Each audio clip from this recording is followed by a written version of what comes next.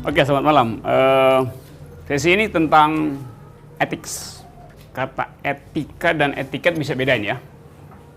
Jadi bukan etiket lingkungan, tapi etika lingkungan. Ethics artinya the as it should be, keharusan, normativitas yang basisnya adalah argumen. Itu yang namanya etis. Jadi sesuatu disebut punya masalah etis bila dia menuntut justifikasi rasional terhadap satu problem itu. Jadi bukan karena keyakinan, bukan karena kebiasaan, bukan karena hobi, maka itu disebut sebagai ethics, tapi karena ada susunan pikiran untuk mengaktifkan argumen itu.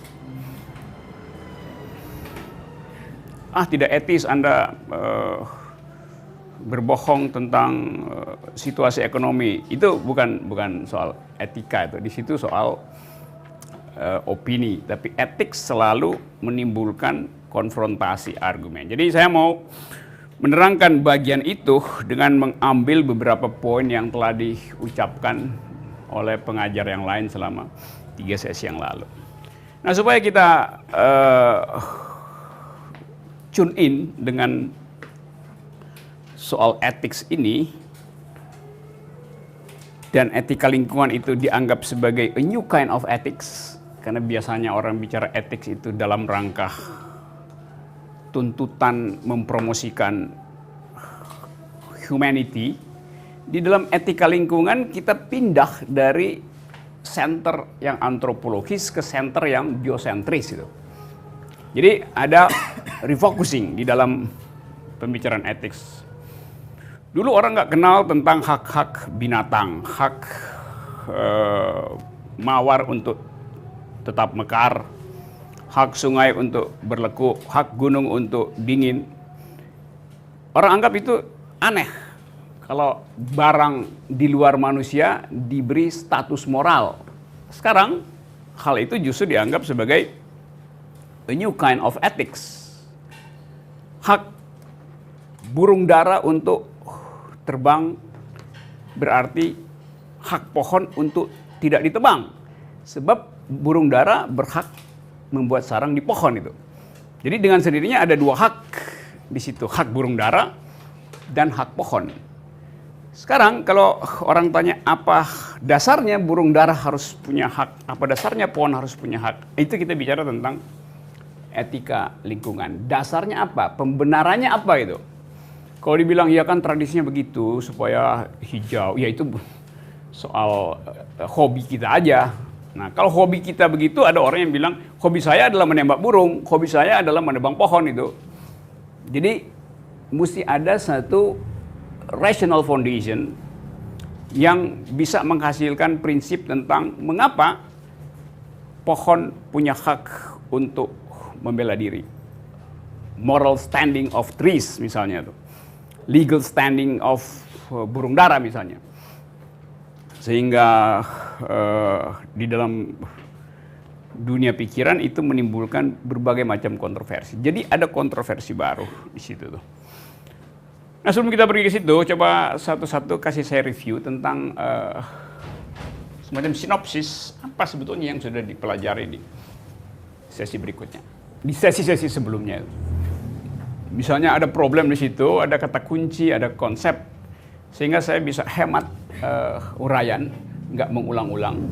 Dan kita di akhir kuliah ini akan sama-sama berupaya untuk menyusun semacam ethics, environment ethics versi kita itu, berdasarkan pengetahuan kita. Kalau soal pengetahuan yang standar, Anda bisa baca semua buku di situ. Tapi feminisme dan lingkungan itu menuntut semacam standpoint, semacam keterlibatan yang berasal dari pengalaman kita, bukan karena pengetahuan kita. Jadi itu bedanya antara belajar tentang etika lingkungan dan menghasilkan etika lingkungan. Kita bisa belajar etika lingkungan yang bisa dapat A di dalam kelas, tapi kalau dia nggak berbasis pada situated knowledge, pada hal konkret yang kita alami sehari-hari, maka kita cuma disebut sebagai ahli etika lingkungan, bukan ekofeminis. Seorang ekofeminis dia tumbuh dari kekuatan argumen yang berbasis pada pengalaman yang basah, pengalaman yang betul-betul touch the reality itu, yang down to earth. Jadi itu bedanya ya. Kalau kita bicara, jadi kita nggak bicara tentang etika lingkungan dalam pengertian teori mutakhir tentang itu, akses saja di internet. Tapi bukan itu yang dimaksudkan oleh jurnal perempuan. Tentu kita bisa nulis di jurnal perempuan tentang itu.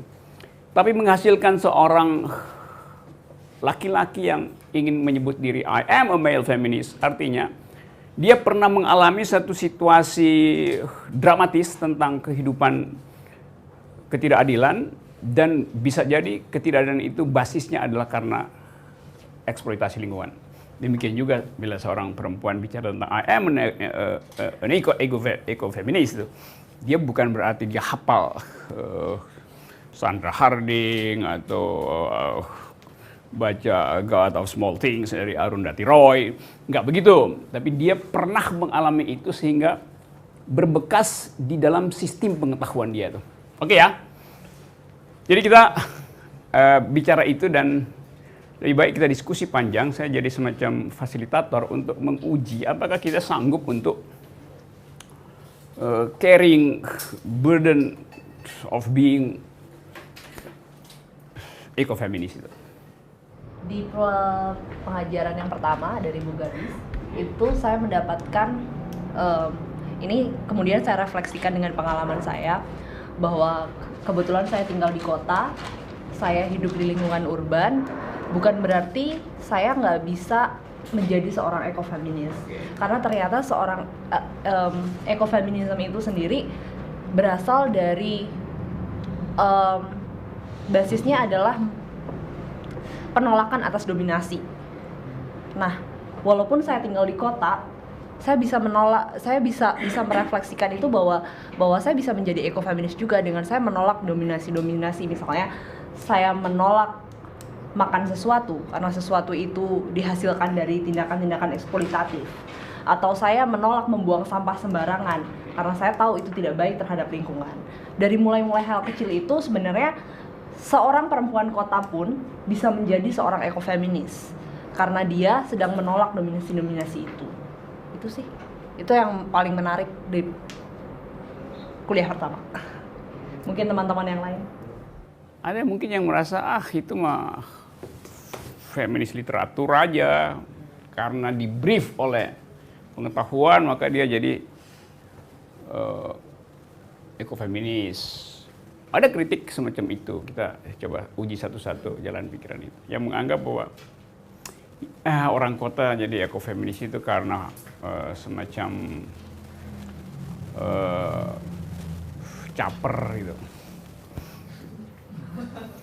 Sama seperti di Jakarta sekarang ada semacam hobi baru, CEO itu, eksekutif muda itu, Esmut itu.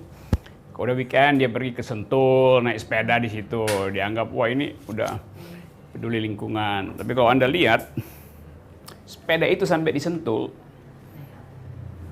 dibawa oleh mobil mewah. Artinya sepeda itu juga pakai bensin buat nyampe di Sentul tuh. Dia nggak kayu dari sini. Sampai di sana dia mesti cari tempat parkir atau terus segala macam. Nanti saya coba lihat kontradiksinya, dianggap sebagai ya tapi kami ini bersepeda meninggalkan polusi kota. Iya tapi you bawa polusi baru ke tempat saya, ke Sentul, karena you bawa mobil yang gede-gede itu untuk ngangkut sepedanya tuh, karena sepeda minimal 50 juta satu sepeda itu, karena terbuat dari karbon misalnya.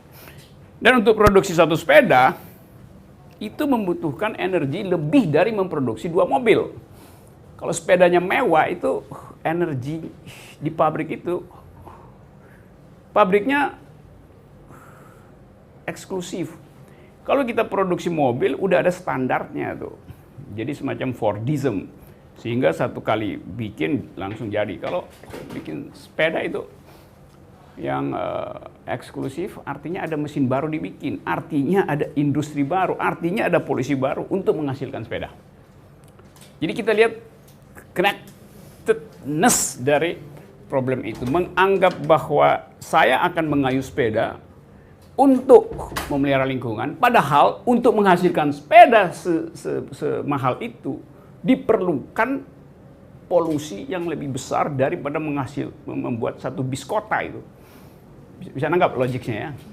Gitu itu. Jadi selalu ada underlying ideas yang kalau kita nggak periksa, lalu kita bisa sama-sama kagum itu bahwa, iya ya, padahal sebetulnya ada kebohongan di dalamnya, ada value yang disembunyikan. Nanti kita bongkar pelan-pelan. Jadi saya tadi kasih semacam keberatan supaya ada diskusi. Bagaimana misalnya kalau Anda sebut ya kita orang kota bisa. Lalu saya kasih contoh. Bagaimana kalau orang yang pakai sepeda tadi bilang hal yang sama gitu.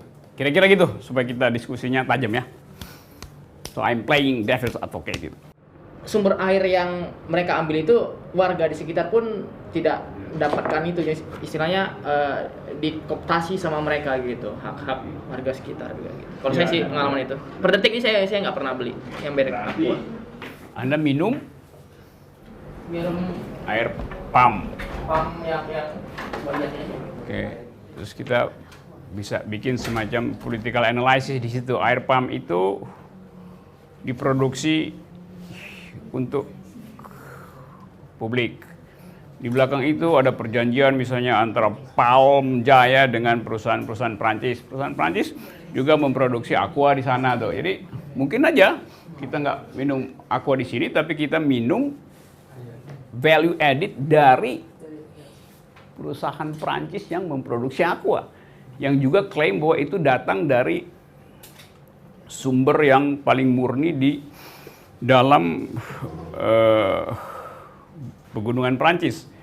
Karena orang dia suka klaim ini umur dari air saya itu di Prancis itu kira-kira udah 400 tahun. Jadi air tanah yang tersimpan 400 tahun.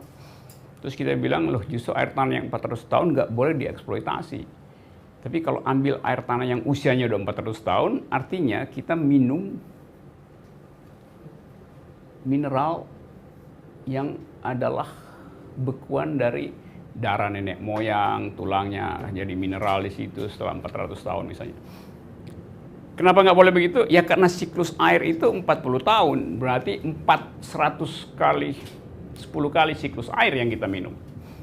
Air yang kita minum di sini, yang dia sebut ini aqua misalnya ini, buat jadi spring, dia perlu waktu 40 tahun siklusnya tuh. Jadi bukan yang hari ini, kan biasa dibikin teori, airnya kemudian menguap, maka kondensasi turun jadi hujan. Enggak, air yang kita minum itu adalah hujan 40 tahun lalu, bukan hujan tadi sore, apalagi hujan buatan yang dibuat pakai garam dapur itu. Jadi bicara tentang environment, di dalamnya variabelnya tuh interconnectedness. Begitu banyak variabel sehingga kita nggak bisa klaim sesuatu tanpa kita deepening, tanpa kita ikut tenggelam di dalam problem itu dulu tuh. Oke ya? Oke, itu. Oke, bagus, ada 2 poin ini dan kita kasih atau saya kasih apa namanya? Kontrasnya tuh. Contradictory ideas-nya apa itu. Oke, ada yang lain.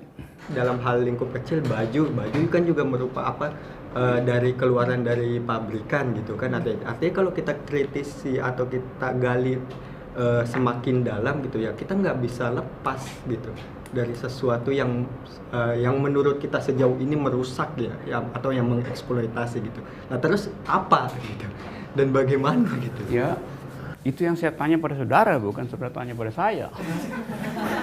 Itu yang saya lemparkan untuk kita bicara. Kalau kau tanya sama saya, dengan mudah saya jawab, sudah ada literatur, tapi kita nggak akan diskusi. Oke. Menurut saya yang sampelnya Bapak yang mengenai mobil tadi ya, bahwa kosnya akhirnya lebih besar daripada untuk, saya rasa, maaf loh Pak, ini mungkin sebelum sampai ke production item, kena ada bagian research-nya, terus harus di-approve, terus emisinya, efisiensinya berapa banyak, sehingga diambil toleransi, that's fine. Oke, ada economic of scale di situ, ada skala ekonomi. Oke, nanti kita bahas nanti. Tapi Dari teman-teman yang ada, kebetulan mereka juga punya keinginan untuk berdaulat gitu ya ceritanya. Jadi mereka punya. apa teman siapa yang mau berdaulat? Jadi Nanti ditangkap polisi. Mau NKRI harga mati. Oke. anak-anak muda juga gitu Oke. ya, yang mereka ingin juga untuk oke, kita sadar bahwa kita kayaknya masih tergantung nih mungkin gitu ya sama industri, atau kita jadi, dan itu akhirnya ada dampaknya secara lingkungan sosial juga gitu. Akhirnya mereka membuat inisiatif oke, kita bikin sendiri gitu, misalnya baju atau misalnya makanan yang sehat, yang lokal atau segala macam itu gitu ya. Baju mungkin yang dari organic cotton dan lain-lain gitu. Dan hal itu banyak sekali gitu, kayak misalnya pewarnaan yang alami gitu supaya nggak merusak lingkungan misalnya gitu. Banyak sekali yang melakukan hal itu, tetapi pada akhirnya ketika mereka sudah sampai ke market gitu ya, mereka jadi kena demand-nya market gitu ya gitu. Terus jadi berhenti di situ gitu, terus terjadi gap antara keinginan mereka yang sebetulnya seperti apa, dan akhirnya ya itu jadi kayak nggak, akhirnya nggak sampai gitu. Di Tebet itu tutup semua sekarang, distro itu. Karena konsepnya tadinya indie, Pak, independent, desain segala macam. Akhirnya kalah oleh mass production itu. Oke, jadi nanti itu poin bagus juga. Jadi kadang-kala semacam ethics untuk revolusi, untuk memberontak, untuk berdaulat, dia kemudian masuk di dalam wilayah yang sebetulnya bisa kita deteksi sejak awal bahwa pada tingkat tertentu revolusi akan memakan anaknya sendiri gitu. Kan jadi begitu kan? Yang tadinya di Bandung segala macam masuk ke Jakarta. Dulu kan satu jalan Tebet itu produk alternatif semua kan. Tapi ya karena nanti kita bicara apakah itu, kan itu saya bilang itu karena hobi atau karena ada semacam dignity dan conviction yang kuat dari orang sehingga mau fight melawan komoditas, problem komoditas. Di situ kita bisa lihat, oh ternyata Anda gagal karena Anda sebetulnya cuma ingin mengambil keuntungan dari isu ekologi itu. Kan ada yang ya segitu. Sama dengan problem yang dialami oleh Vandana Shiva misalnya dalam soal protect agriculture itu macam-macam. Tapi saya dapat. Jadi kita lihat ya, menjadi seorang ekofeminis itu membutuhkan analisa yang dalam, tajam, menghitung konsekuensi, dan bukan sekedar jadi ekofeminis yang fashionable gitu. Fashionista, saya ekofeminis yang fashionista, hanya sekedar segitu. Jadi logik di belakang itu adalah waktu kita pindah dari anthropocentrism pergi pada biocentrism, seluruh etik kita itu berubah. Termasuk cara kita memberi harga, termasuk cara kita untuk memilih desain segala macam. Selama kita ragu-ragu untuk hijrah dari anthropocentrism pergi pada biocentrism, maka akan kena hukum seperti tadi itu. Seolah-olah ingin berdaulat, tapi baru jalan 2 langkah udah balik pulang cari mama. Cari mama ya, bukan cari ibu saya bilang. Saya bilang cari mama, karena papa lagi di rumah sakit. Maksud saya itu. Oke, ada lagi? Udah banyak sekelompok anak muda mungkin yang memperhatikan lingkungan. Dan solusinya adalah bagaimana sesuatu itu sealamiah mungkin. Kan kira-kira begitu, Mbak. Nah, tapi maksud saya yang alami-alami itu pun jika dikritisi lagi pasti itu terdapat sesuatu yang menurut kita ya bisa jadi juga merusak lingkungan, kan begitu. Dan pada akhirnya begitu permasalahannya. Kalau kita pengen mengkritisi lagi gitu loh. Nah, lantas kira-kira apa lagi nih selain itu gitu loh. Saya mau menambahkan dari Dedi ini. Kan Dedi mengatakan oke, ini sudah low alamiah, tapi kalau dipikir-pikir ada lagi kan. Sebetulnya kita harus mikir lagi standar pollutionnya tuh berapa yang bisa ditolerir. Jadi semua ada, tapi kita punya standar bakunya itu berapa, itu yang harus dikonsider menurut saya. Saya ingin langsung ke pertanyaan. Jadi dari 3 kelas yang kemarin, dari kelas Bu Gadis, Mama Aleta, dan Bu Ayu, ya, saya berusaha mencari satu poin yang tidak saya temukan. Dan poin itu adalah bagaimana kita kan tidak bisa berlari dari pembangunan dan produk-produk kapital yang itu meningkatkan konsumsi kita, sehingga menyebabkan hutang-hutang ekologis dan kerusakan ekosistem, kerusakan ekologis. Nah, yang ingin saya cari adalah bagaimana kita bisa menemukan suatu poin indikator yang logis perihal pembangunan yang tidak mengkhianati ekologi.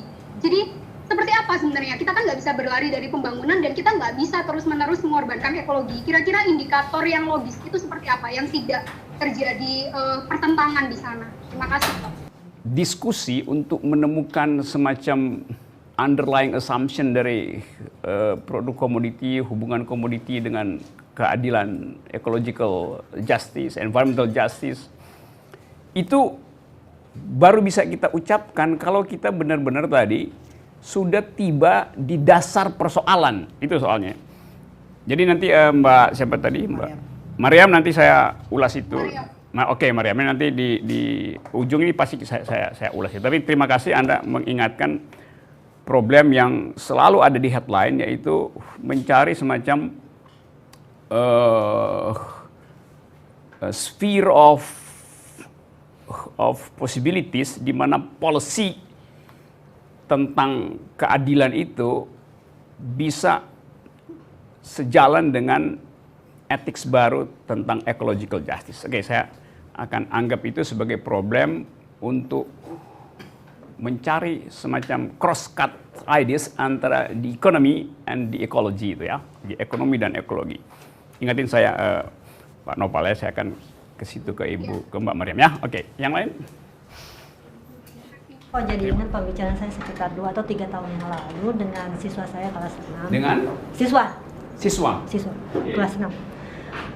Waktu itu saya baru saja seperti sedang senang-senangnya dengan kenyataan bahwa alam itu punya hukum sendiri ya. Jadi dia sebenarnya tidak tergantung kepada manusia, tapi justru manusia yang tergantung kepada alam. Dan ada semacam gambar di situ, aku lupa dari mana. Jadi gambar itu kita menggambarkan bumi sebagai ibu, tapi ketika ibu bumi menggendong manusia, dia mengatakan, oke, terus saja lu rusakin gua, sebentar lagi lu mati di tangan gua gitu. Jadi ada satu hukum alam, yaitu tenaga endogen, tenaga eksogen, yang sebenarnya mendudukkan alam itu punya kuasa lebih daripada manusia. Jadi mau manusia jungkir balik, tetap saja alam yang lebih berkuasa. Dan siklus alam yang disampaikan oleh Mbak yang dari Walhi, saya lupa, maaf namanya, yang mengatakan bahwa siklus air sekian puluh tahun, siklus sekian puluh tahun,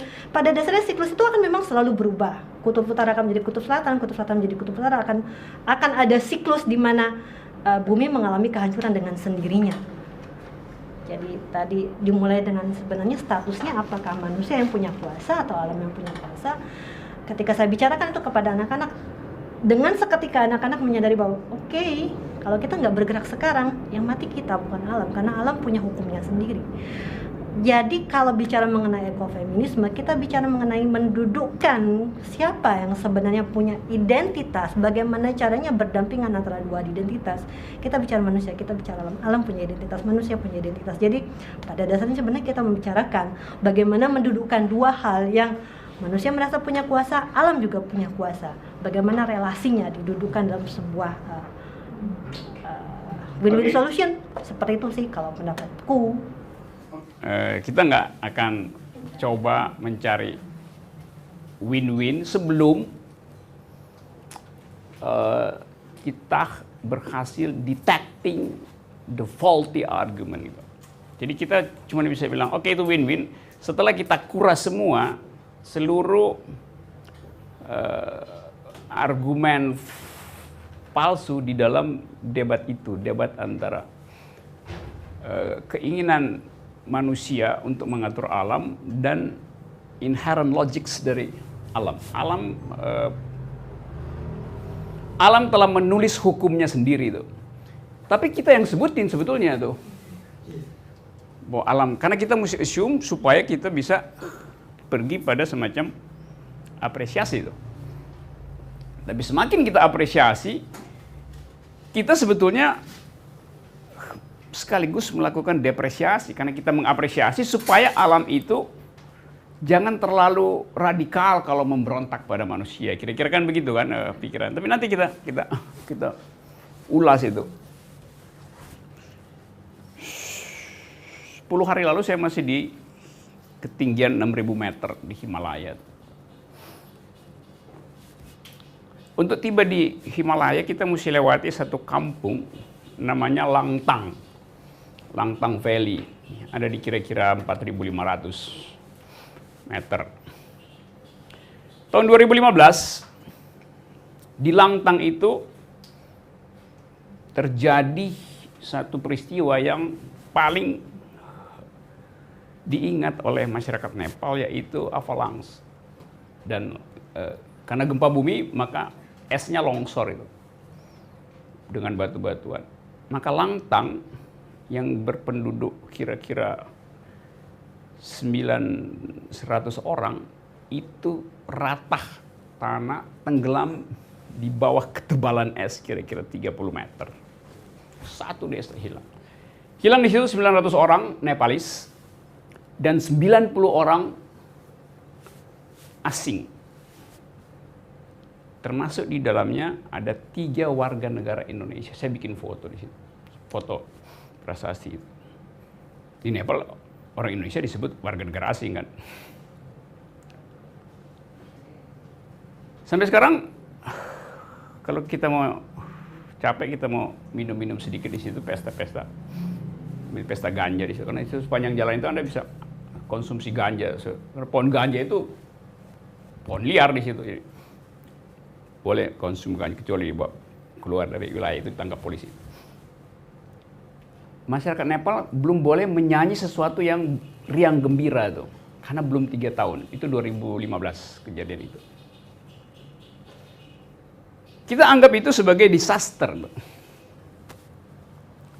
Orang Nepal juga anggap itu alam kok marah sekali kan. Tapi kemudian mereka lihat bahwa setelah gempa paling dahsyat itu, seluruh pohon besar itu tumbang di pegunungan itu. Asal Anda tahu Nepal itu 80% gunung isinya tuh. Dan dari pegunungan Himalaya itu ada 300 puncak. Orang cuma tahu ada Everest, tapi ada 300 puncak gunung yang di atas 6.000 meteran itu. Bagi mereka gunung itu disebut gunung kalau udah di atas 6.000 meter. Kalau cuma kayak gunung gede yang 2.000-3.000 meter dianggap bukit aja tuh. Bukit hill aja disebut. Jadi pohon itu semua hancur. Dan itu justru dianggap sebagai rezeki karena dia nggak perlu tebang lagi pohon itu untuk bikin bangunan segala macam tuh. Jadi kita lihat kontradiksi di situ. Manusia kemudian merumuskan bahwa hukum alam justru menguntungkan kondisi antropologis karena mereka mesti bangun desa baru gitu. Lain kalau di situ nggak ada pemukiman. Jadi kita menyebut itu sebagai alam telah menulis hukumnya sendiri. Bagi mereka yang kena musibah dianggap sebagai alam telah menghukumnya. Bagi mereka yang ingin membangun ulang menganggap alam telah memberi mereka kayu-kayu baru. Jadi selalu ada dual assumption di dalam satu peristiwa. Nanti tetap saya akan bahas lagi, tapi saya mau kumpulkan dulu kontroversinya gitu ya. Soal begituan. Karena kemudian alam itu rusak jaringan listrik segala macam, maka pemerintah Nepal supply desa-desa di situ sekarang dengan solar cell, energi matahari di situ. Dengan maksud supaya ada kehidupan yang tidak tergantung pada energi yang eksesif, listrik yang memerlukan diesel misalnya kan dianggap alamiah.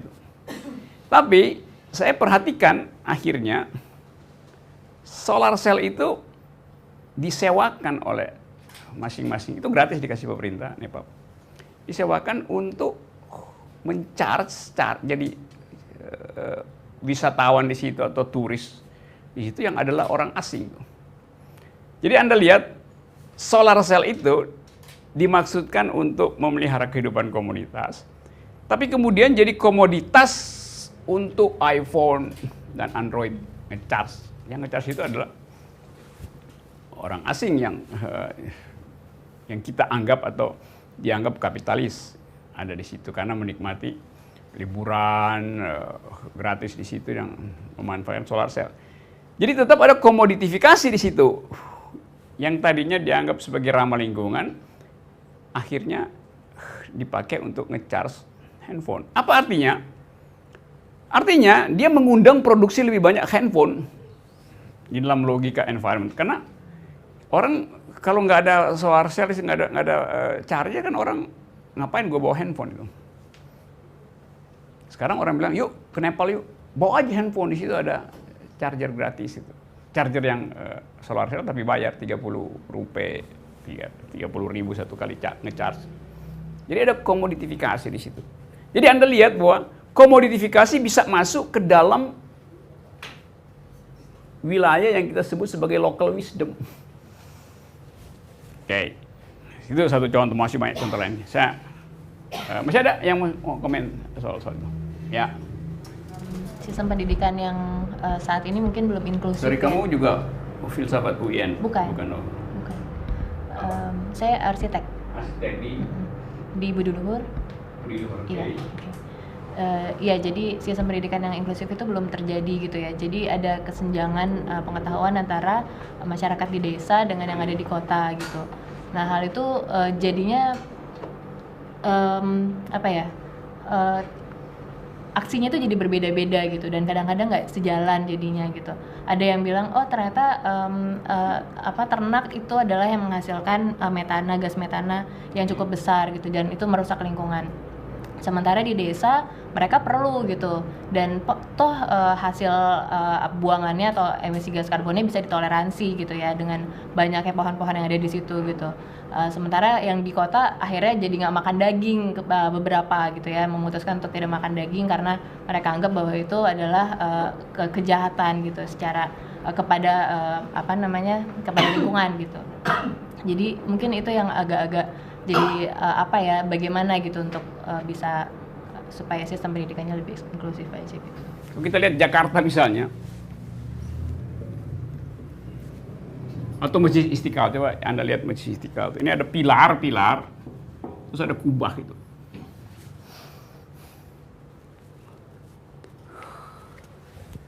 Secara filosofi, kalau ada kubah, mestinya nggak ada pilar. Pilarnya mesti cuma 4 dalam teori arsitektur. Pilar itu dimaksudkan untuk menahan atap yang horizontal tuh. Kalau kita pergi ke Yunani, kuil-kuil itu begini dia. Mesti banyak pilar tuh. Tapi kalau ada lengkung begini, cukup 4 pilar. Karena secara fisika, lengkung itu menahan dirinya sendiri dengan kelengkungan itu. Jadi kita anggap, loh ini kan berlebih, ini kan eksesif secara material tuh. Ngapain? Dulu ini dibikin lengkung supaya mengingatkan adanya surga. Karena itu dulu di dalam arsitektur, lengkung itu harus dihiasi dengan ornamen surgawi itu.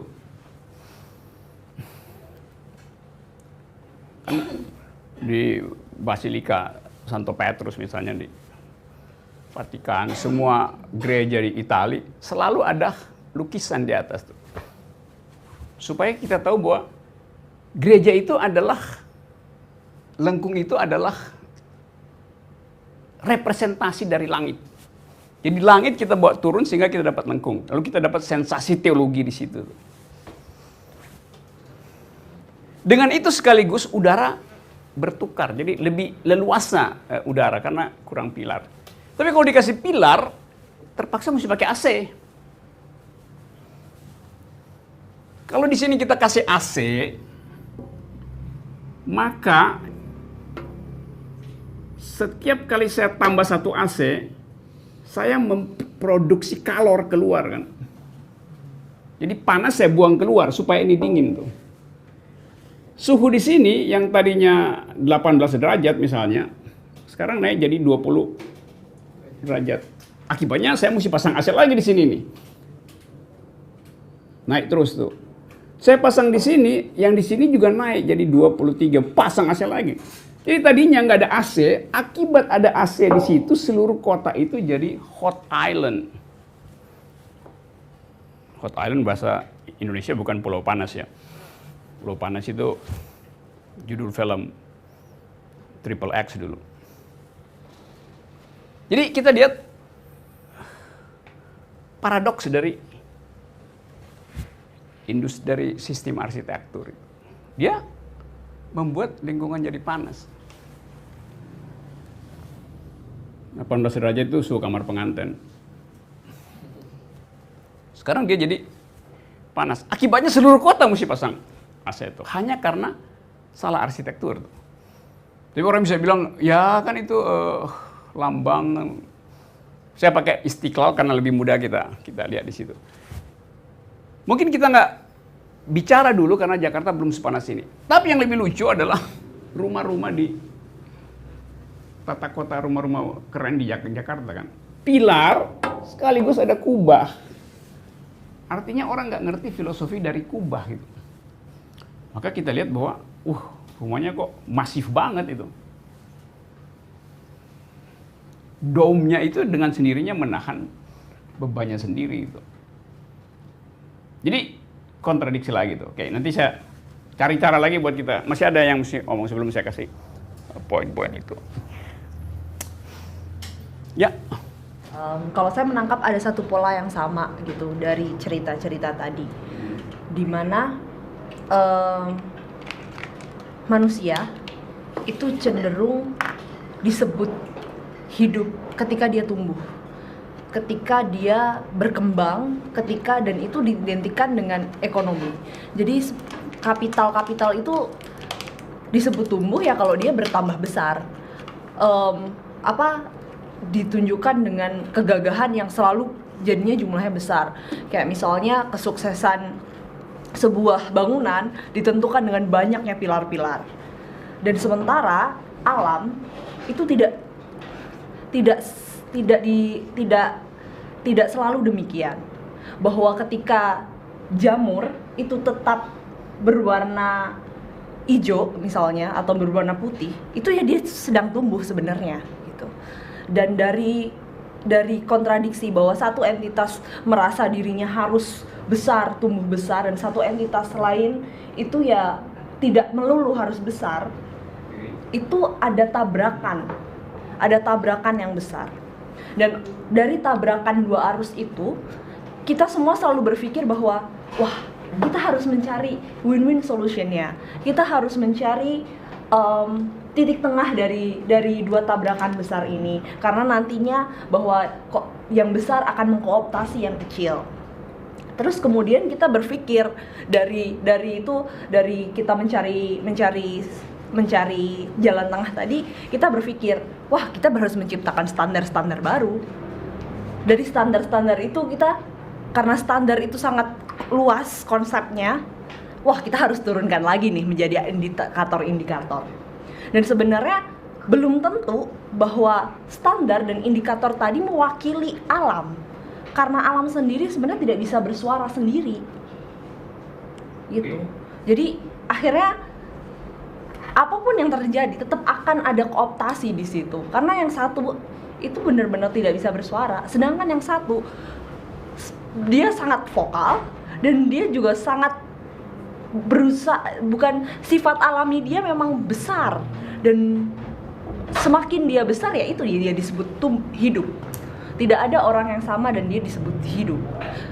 semua kita yang manusia antroposen itu ya kamu dianggap hidup kalau kamu bisa kemudian dari kecil tumbuh menjadi besar, dari misalnya dari SD kemudian jadi kuliah. Di kehidupan selalu diintikan dari sesuatu perubahan dan bertambah banyak gitu, dan itu membuat jadinya gap-gap itu dan selalu diambil jalan tengah yang sebenarnya itu belum tentu menyelesaikan. Itu sih. Oke, saya mulai kuliahnya ya dengan pikiran Anda tadi bahwa alam tidak bisa mengucapkan keinginannya. Akhirnya alam mengucapkan keinginannya melalui krisis sumber daya. Melalui yang kita sebut sebagai bencana, tapi bukan bencana dilihat dari sudut environmentalism.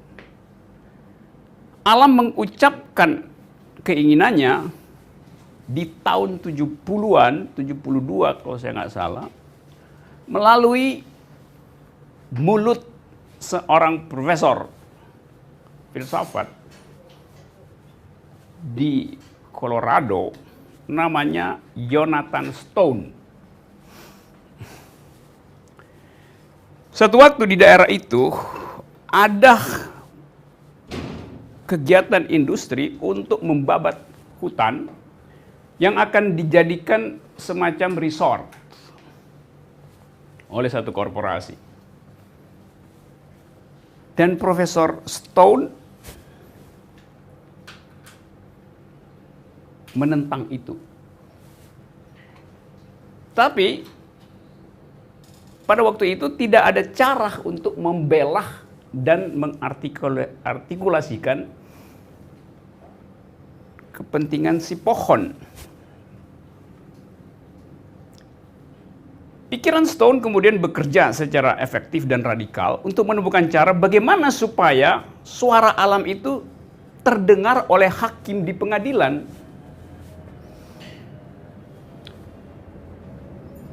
Dia menulis satu artikel pendek kira-kira 5-7 halaman, judulnya Should Trees Have Standing?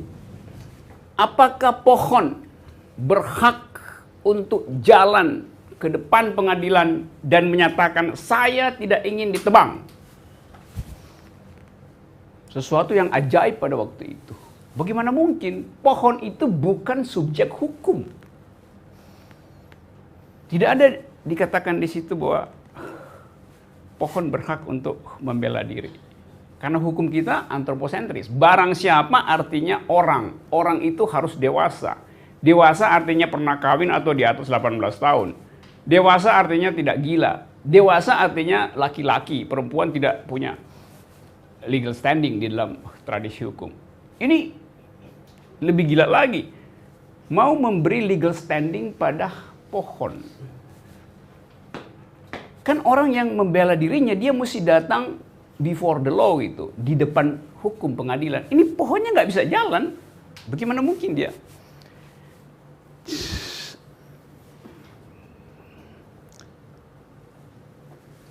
Paper ini kemudian menimbulkan heboh di Amerika. Heboh pertama adalah paper dari Rachel Carson, The Silent Spring. Udah pernah baca itu. Kalau belum saya terangin nanti. Sehingga kemudian terjadi diskusi hukum yang panjang lebar seperti kita tadi dispute tentang ini hak alam apa hak manusia itu. Inilah kampanye pertama yang kemudian menimbulkan teori yang disebut legal standing yang akhirnya jadi dasar dari hukum lingkungan. Dimenangkanlah oleh pengadilan di situ bahwa pohon punya hak untuk membela diri melalui pengampunya. Jadi dicarikan semacam perbandingan hukum. Kalau anak dalam hukum disebut idiot, nggak bisa berpikir, kan dia juga bukan subjek hukum kan? Karena dia nggak punya kesadaran, maka dia bukan subjek hukum. Kalau begitu dia boleh dibunuh, boleh dihilangkan. Boleh dari segi teori hukum positif.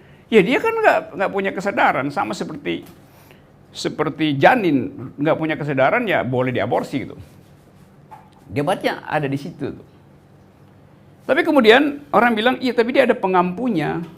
Siapa? Ya wali anak itu. Kalau ibunya nolak misalnya atau ayahnya nolak, ada. Jadi teori perwalian itu kemudian dipakai sebagai cara berpikir paralel ke dalam sistem hukum. Maka dianggap bahwa pohon itu walaupun dia bukan moral person, tetapi dia diampuh oleh komunitas pengampuh hutan misalnya. Jadi kepentingan si pohon dilindungi oleh si pengampunya, masyarakat adat misalnya. Oleh karena itu si pohon kemudian punya legal standing. Sejak itu kemudian ada semacam pengakuan bahwa subjek hukum itu bukan sekedar manusia, tetapi juga makhluk yang non-human.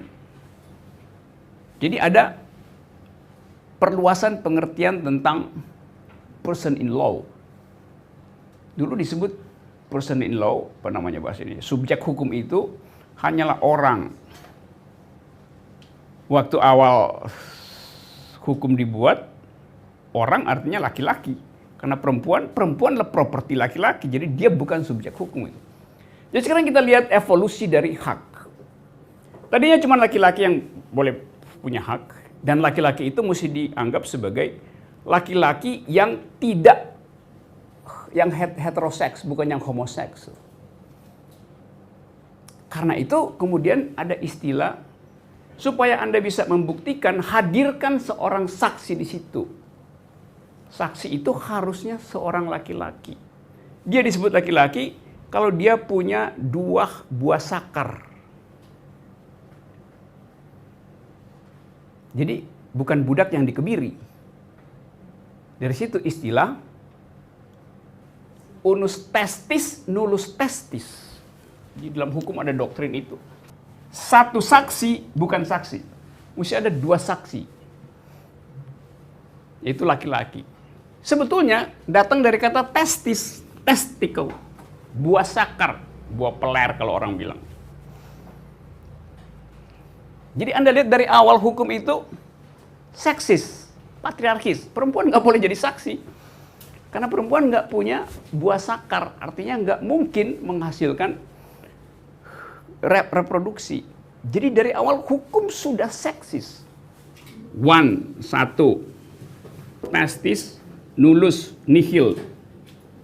Ini bukan testis.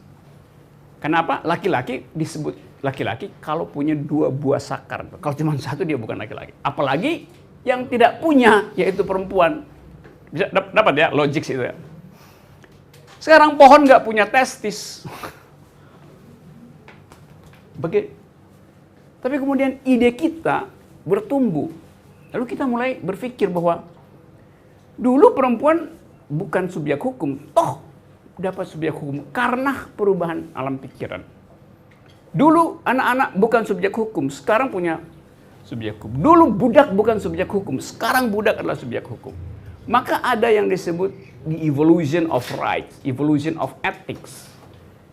Sehingga sekarang ada hak sungai untuk tetap jernih. Di New Zealand setahun lalu, sebuah sungai diprotek dan diberi hak hukum. Pertama kali di dalam sejarah dunia, sungai itu dianggap sebagai makhluk hidup. Sehingga Anda nggak boleh kotori sungai itu. Anda kena hukum langsung. Anda nggak boleh tebang 1 pohon pun di sungai itu. Anda kena hukum. Tapi ada konsekuensinya. Misalnya, kalau sungai itu kemudian menyeret seseorang dan tenggelam, sungai itu mesti dinyatakan kriminal apa enggak? Kan sungainya membunuh orang kan? Debatnya masih berlangsung sampai sekarang. Begitu non-human being dikasih legal standing, di dalamnya juga berlangsung konsekuensi dari legal standing itu. Sekarang bagaimana kalau ular piton misalnya dikasih legal standing? Jadi prinsipnya adalah ethics evolve. Etika itu tidak beku, dia evolve, dia mengalami evolusi itu. Jadi Anda jangan kaget misalnya dalam 2 tahun kemudian ke depan hak batu untuk tetap utuh, nggak boleh dipecah misalnya. Bisa aja. Yang kita anggap sekarang kita nggak tahu perkembangan soal-soal semacam itu. Pohon yang tadinya barang yang di dalam agama disebut kuasailah alam. Jadi perusak alam pertama adalah teologi sebetulnya. Eksploitasilah alam demi kemakmuran manusia itu doktrin dalam teologi. Dalam pembelaan mungkin ya karena waktu itu mungkin belum ada problem scarcity. Tetapi secara hierarki dianggap manusia itu di atas alam, karena itu silahkan kuasai alam, eksploitasi alam. Yang sekarang kita anggap, wah itu artinya nggak beradab. Nah, dulu pohon itu juga kita anggap sih boleh kita potong. Sekarang kalau ada orang tebang pohon, kita anggap, dia nggak beradab ya. Nanti ada parameter kapan dia boleh ditebang misalnya. Bahwa dia harus menghasilkan yang baru dibikin ya parameter, itu soal parameter. Selingkaran segini berarti boleh ditebang. Karena nanti ada tunas dari bawah. Kalau segini nggak boleh ditebang misalnya. Itu soalnya. Tapi prinsipnya adalah ada penambahan artikel dalam hukum yang menghendaki non-human being juga harus punya legal standing. Jadi pohon yang tadinya unspeakable, sekarang dia unstoppable. Sama seperti perempuan. Dulu perempuan disebut sebagai the unspeakable. Nggak boleh bicara. So, kalau perempuan bicara, kacau persidangan. Maka sebaiknya tutup mulut. Sekarang, feminism adalah the unstoppable. Sehingga orang akan bilang, you nggak ngerti feminism, berarti you adalah orang yang nggak bisa berpikir gitu. A man who graduates today and stop learning feminism tomorrow is uneducated the day after.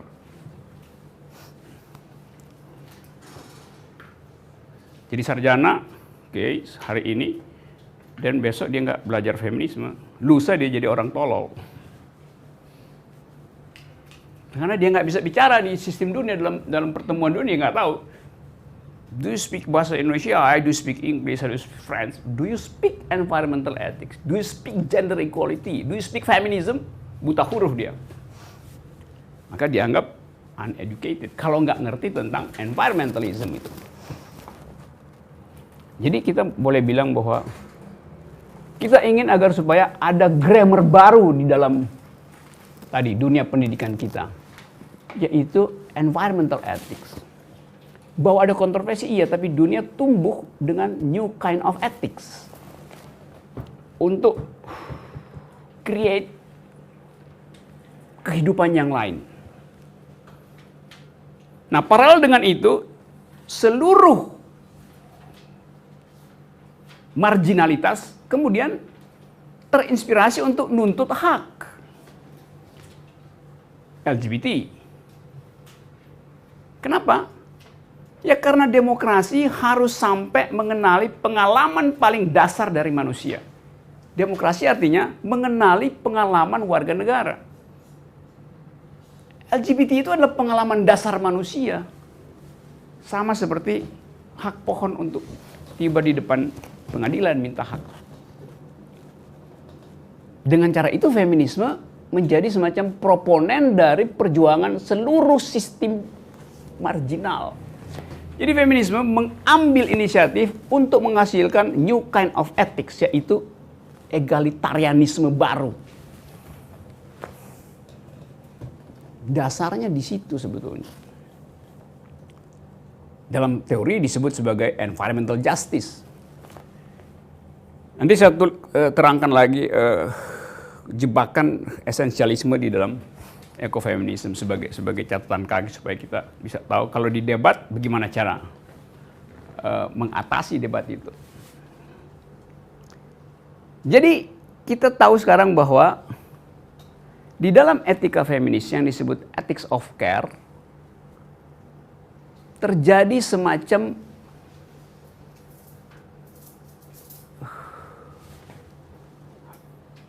pengutamaan baru, konsep baru tentang justice.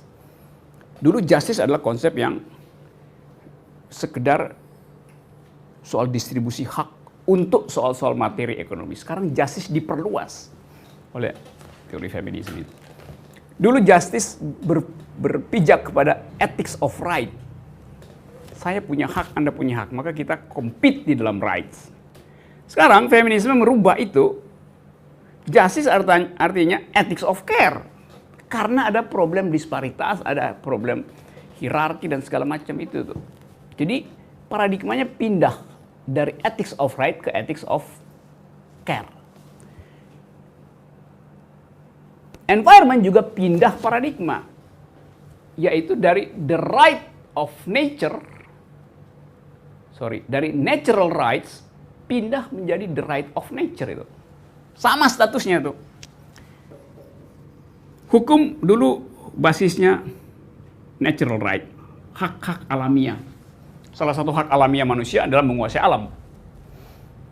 Sekarang karena ada ethics of right, ethics of care yang disponsori oleh feminisme, sehingga menimbulkan should LGBT have standing, should trees have standing, should pets have standing, dan seterusnya.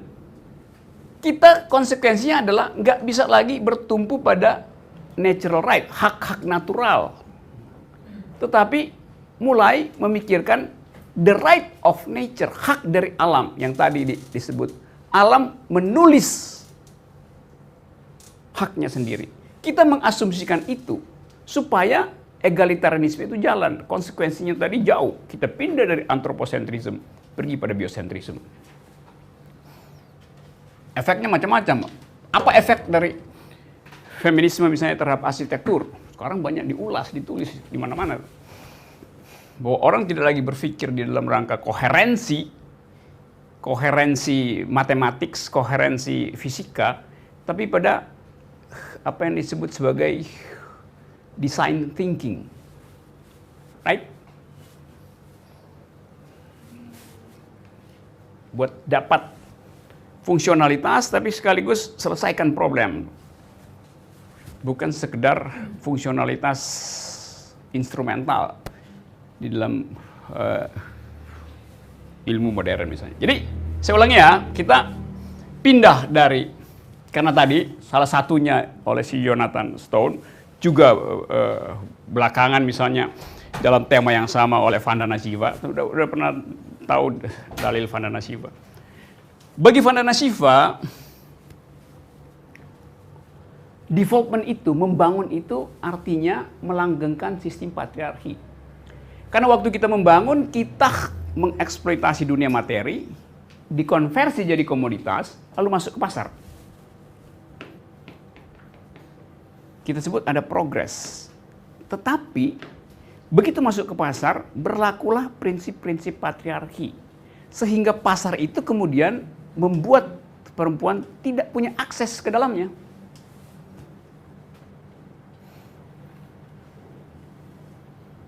%80 produk pangan dunia dihasilkan oleh jari perempuan di dunia. Logikanya, dia harus punya akses 80% pada sistem produksi, pada sistem right. Faktanya, hanya 14% perempuan yang punya akses pada properti, pada right. Padahal dia memproduksi 80%. Artinya, sistem patriarki menutup hak perempuan untuk memiliki akses terhadap alat-alat produksi. Jadi dia tetap adalah buruh di dalam sistem produksi pangan. Padahal pangan dunia dihasilkan oleh kecerdasan perempuan.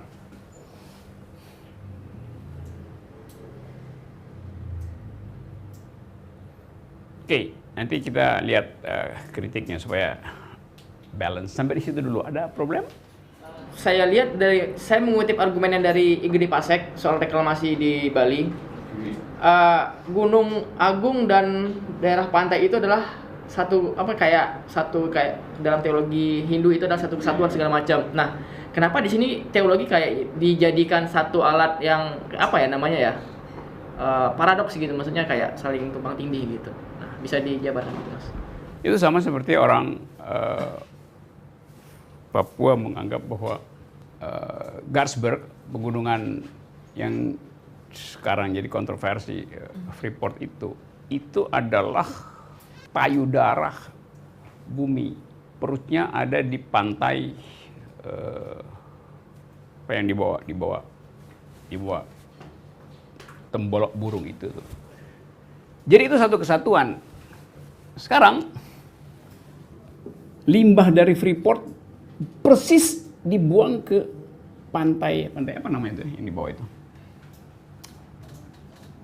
Kepala burungnya begini, pantainya di sini dia. Jadi dianggap dalam cara berpikir ekologi orang Papua, gunung ini yang adalah payudara bumi Papua dirusak dan kotorannya dibuang ke perut ibu bumi Papua. Tapi kita bisa lihat kok lama-lama nggak ada lagi yang bicara itu. Kok orang Papua justru menghendaki Freeport tetap di situ dengan asumsi pendapatannya lebih banyak masuk ke masyarakat Papua. Kan tetap ada semacam perubahan cara pandang. Jadi boleh eksploitasi asal memakmurkan. Loh, local wisdomnya di mana tuh? Sekarang soal Bali. Reklamasi.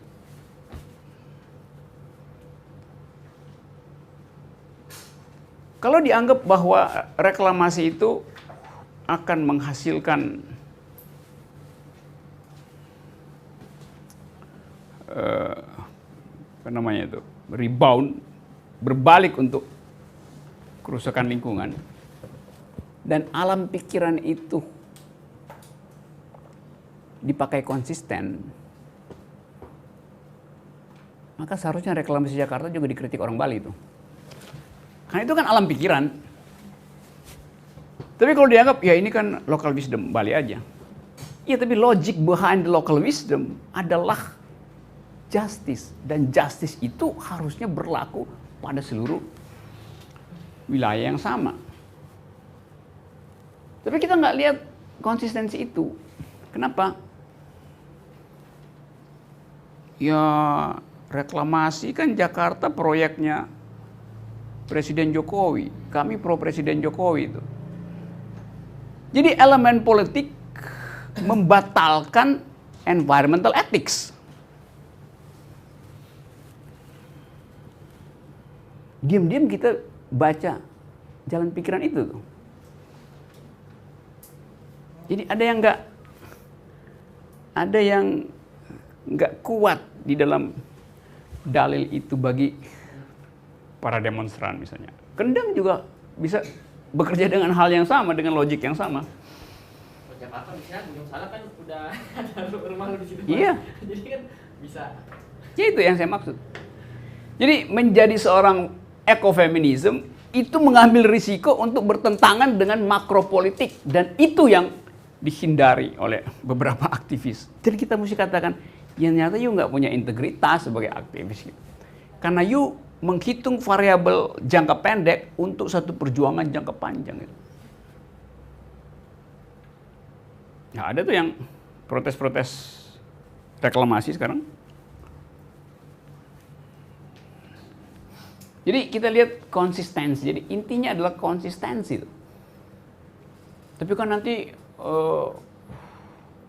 bermasalah nanti kalau feminis itu nggak ngitung itu, karena feminis itu investasi peradaban, bukan investasi politik gitu. Investasi 5 tahunan gampang aja kan dibongkar-bongkar tuh. Tetapi jalan pikiran feminis adalah menghasilkan justice. New kind of justice bahkan. Bukan justice dalam pengertian distribusi Rawlsian, distribusi Lockean, segala macam itu. Tapi a new kind of justice di mana inherent di dalam justice itu adalah ecological justice, environmental ethics. Itu yang jadi soal utamanya tuh. Oke, ada pertanyaan lain. Kalau misalnya yang sebenarnya sedang ingin dicari adalah ecological justice dan environmental ethics tadi. Nah, permasalahannya adalah siapa yang bisa mendefinisikan itu. Kalau kita berkaca pada isu climate change, misalnya dunia ini ditentukan dengan hitungan-hitungan komputer dan hampir semua orang punya hitungannya sendiri dan tidak ada yang sampai hari ini tahu siapa yang paling benar dan siapa yang paling salah. Dan akhirnya bagaimana mendefinisikannya? Kalau kita berasal dari sesuatu yang sama sekali tidak bisa kita definisikan, ya bagaimana kita bisa percaya sepenuhnya pada itu? Dan kalau kita sendiri tidak mampu kemudian mengakui bahwa tidak ada sesuatu kebenaran yang mutlak, bahwa bisa saja definisi-definisi yang sudah ada itu juga bisa ada antitesisnya, terus gimana gitu? Jadinya kan muter. Dan perputaran itu sebenarnya kan semakin menguji kita terhadap konsistensi sebenarnya. Apakah kita bisa konsisten mengikut berproses dalam dialektika ini? Dan sebenarnya nanti kita juga akan bicara soal sebenarnya seperti apa konsistensi itu. Bahwa mungkin sikap-sikap yang menurut saya konsisten bisa jadi tidak konsisten terhadap orang lain. Ada problem logis di situ. Dialektika itu, kalau konsep itu diaktifkan, Anda nggak usah tafsirin. Sebab dialektika bekerja menurut inner logiknya, bukan karena keinginan kita. Yang jadi problem, orang suka salah dan sangat sering salah, termasuk profesor-profesor, menganggap bahwa tesis itu datang dari luar. Antitesis datang dari luar. Tesis, antitesis, sintesis. Lo nggak begitu cara berpikir Hegel itu. Tesis itu mengeluarkan antitesisnya sendiri. Jadi dia diuji di dalam internal consistency. Bukan ada tesis maka timbul antitesis dari luar yang melawan. Enggak. Tesis di dalam dirinya selalu menghasilkan lawannya sendiri supaya dia diuji. Dia minta diuji sendiri. Itu fatal. Orang akademisi itu hal yang paling sederhana di dalam konsep itu dikacauin. Kan nanti ada jadi asing itulah antitesis dari nasional. Lo enggak, nasional itu menimbulkan kontradiksi sendiri karena kebodohan di dalam negeri sendiri, bukan karena antitesis asing gitu. Itu konsep dialektik tadi ya. Sekarang kita radikalkan konsep itu menurut kecemasan Anda tadi. Kalau hutan terbakar misalnya di Kalimantan, kita ribut gitu. Kalau saya seorang radikal ekologis, saya akan bilang, nggak apa-apa terbakar. Hutan yang terbakar di Kalimantan itu sama seperti korek api di dalam mata ekologi. Itu kecil banget. Jadi maunya seluruh bumi hangus pun itu kecil banget. Karena ekologi bukan cuma bumi, ada ribuan sistem tata surya. Seluruh galaksi kita hancur, itu juga kecil banget. Dari sudut pandang radikal ekologi itu. Kenapa? Bumi ini mesti hancur supaya ada pertumbuhan baru. Itu namanya dialektik. Bumi akan menghancurkan dirinya sendiri supaya dia memperoleh sintesis. Kan itu soalnya tuh. Jadi how deep, how low can we go itu di dalam analisis. Tetapi kita nggak mau masuk di dalam kekonyolan berpikir semacam itu kan. Karena itu artinya kita mendesain sesuatu dengan akibat membatalkan keinginan kita untuk menghasilkan justice hari ini. Karena itu feminis kemudian mengambil solusi yang disebut standpoint. Jadi bukan teori maksimal tadi, bukan teori makro tadi, teori yang menggemparkan tadi, tapi bagi feminis, ekofeminisme itu harus di dalam rangka standpoint.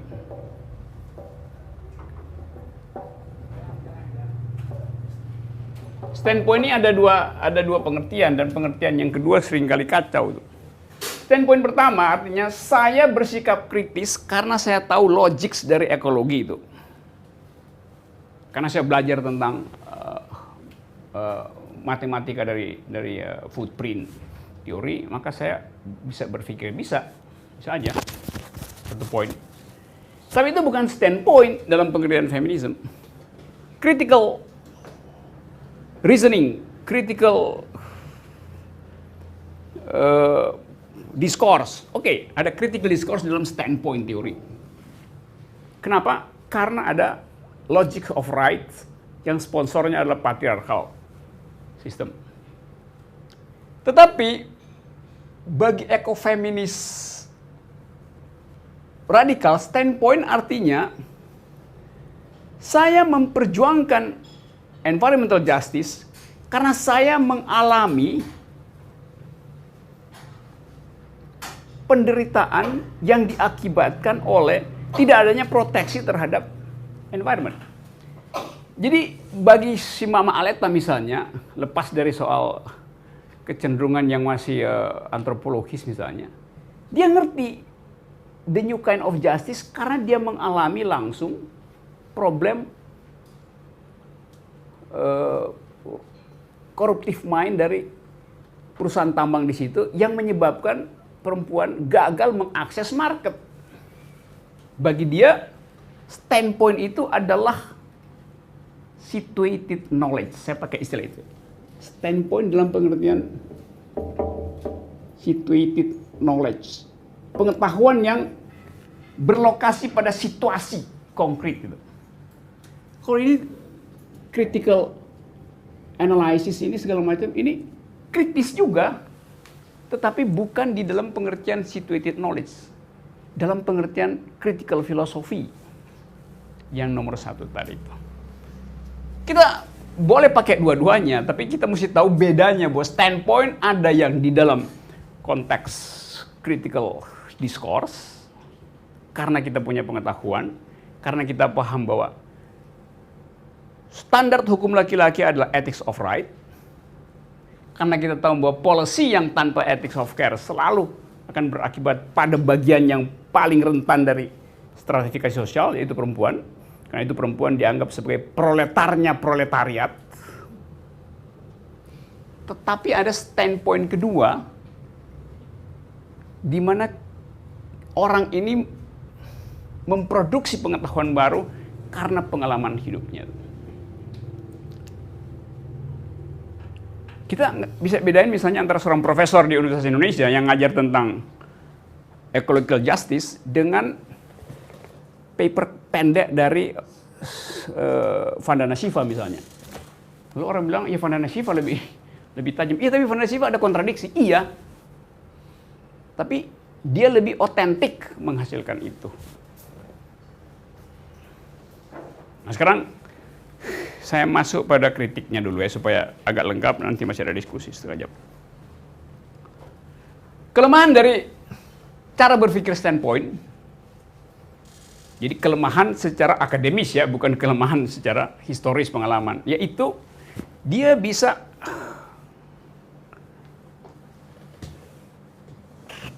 jatuh ke dalam apa yang disebut esensialisme, yang menganggap bahwa yang cocok dengan alam itu cuma perempuan. Laki-laki nggak cocok dengan alam itu. Nah di situ ada semacam esensialisme, bahwa biologi perempuan itu memang dibuat untuk tune in dengan alam. Karena itu perempuan dan alam ada di dalam satu nafas, yaitu ethics of care. Laki-laki nggak ada.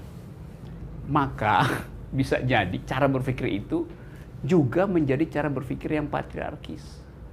menganggap bahwa hanya perempuan yang mampu membaca rumus dan hukum alam. Hanya perempuan yang mampu membaca the new kind of ethics produced by environment. Nah, jebakan itu yang mesti hindari supaya Anda atau kita tidak dianggap sebagai mengedarkan ekofeminisme sambil menikmati arogansi patriarki. Karena dianggap feminism is the only game in town on subject of environmental ethics. Itu yang mesti kita waspada. Jadi Anda harus punya, atau saya juga harus punya stok argumen untuk mengatakan itu.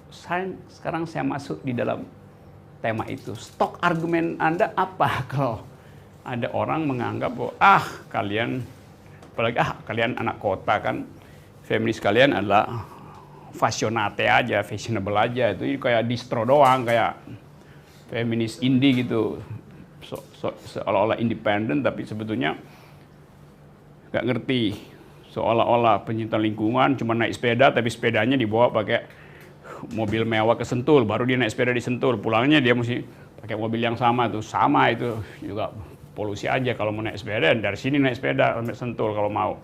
Jadi kan nanti kan kita ketemu sana ya, terus ada komunitas macam-macam di situ. Begitu habis naik sepeda dia makan bakmi golek di situ, karbonnya nambah tuh. Itu kira-kira gitu. Jadi kita melihat kontradiksi itu. Saya ingin mengundang Anda untuk berpikir dalam kontradiksi itu. Karena soal tadi itu, menjadi feminisme itu bukan kecerdasan akademis atau semacam emblem di dada bahwa now I am a feminist itu. Tetapi sikap etis yang basisnya adalah new kind of justice. Oke. Sampai di situ tadi. Tadi bagian pertama udah kita lewati, tadi debatnya itu ya. Udah cukup ya. Yang lain ya bisa baca sendiri gitu karena waktunya nggak banyak. Yang berikut adalah soal tadi pertanyaan saya. Cynicism bisa muncul karena sikap ekofeminis kita itu terbaca sebagai semacam arogansi, diam-diam bahwa cuman gue yang ngerti, cuman perempuan yang ngerti alam, yang lain nggak ngerti apa-apa. Juga sikap LGBT kadang-kala begitu, sikap homoseksual juga kadang-kala begitu, ada arogansi tertentu dan kita percuma kita bicara itu, artinya kita tidak menghasilkan new kind of egalitarianism karena kita kemudian jadi eksklusif, kan nggak ada gunanya kan, Pak, segala macam. Justru kita ingin, ekologi adalah the realm of freedom. Dari situ kita produce value-nya tuh. Di dalam ekofeminis ada semacam ada semacam akidah gitu, bahwa hanya perempuan yang mampu membaca alam. Seolah-olah itu arkenya, dalam filsafat ada istilah arke. Itu DNA-nya tuh, itu intinya, itu prima logics-nya tuh. Lalu muncul arogansi itu. Seolah-olah hanya perempuan yang mampu menghasilkan ethics of solidarity itu. Seolah-olah nurturing itu benar-benar hanya disediakan alam buat perempuan.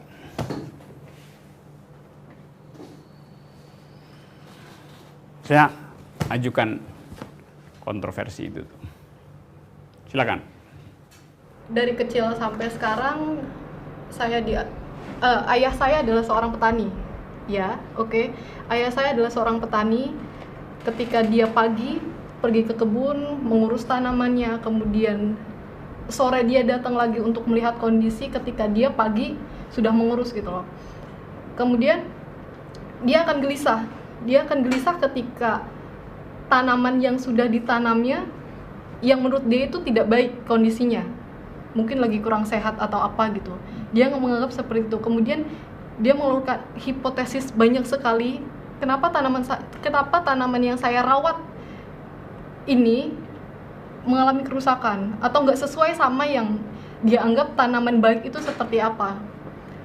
Kemudian saya menganggap ekofeminis itu adalah, ya, prinsip ekofeminis itu adalah rasa kasih sayang dan kepedulian terhadap alam. Saya melihat ayah saya seorang ekofeminis gitu loh. Ya, saya menolak ketika ada anggapan bahwa ya hanya perempuan saja yang menganggap dia bisa memahami alam dan lingkungan. Dia akan gelisah ketika alam rusak dan lain sebagainya. Tapi buktinya, saya melihat ayah saya, ya, dia adalah seorang ekofeminis karena ya dia paham terhadap tanamannya, dia akan gelisah, kemudian dia mengeluarkan hipotesis dan lain sebagainya.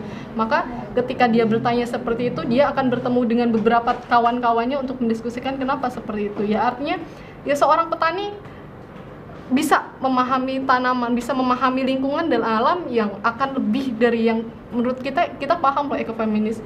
Sebagai perempuan, sebagai orang kota yang menolak minum air atau apapun dan lain sebagainya, ya buktinya itu gitu loh. Ya saya menganggap ekofeminis saya seperti itu. Ya. Sekarang kalau saya jadi devil's advocate ayah kamu itu, diam-diam saya nguping pembicaraan mereka. Ini kok sakit penyakit ya? Terus yang satu bilang, iya tuh bahaya nanti. Satu bilang, iya. Ntar gimana kita jualnya ntar?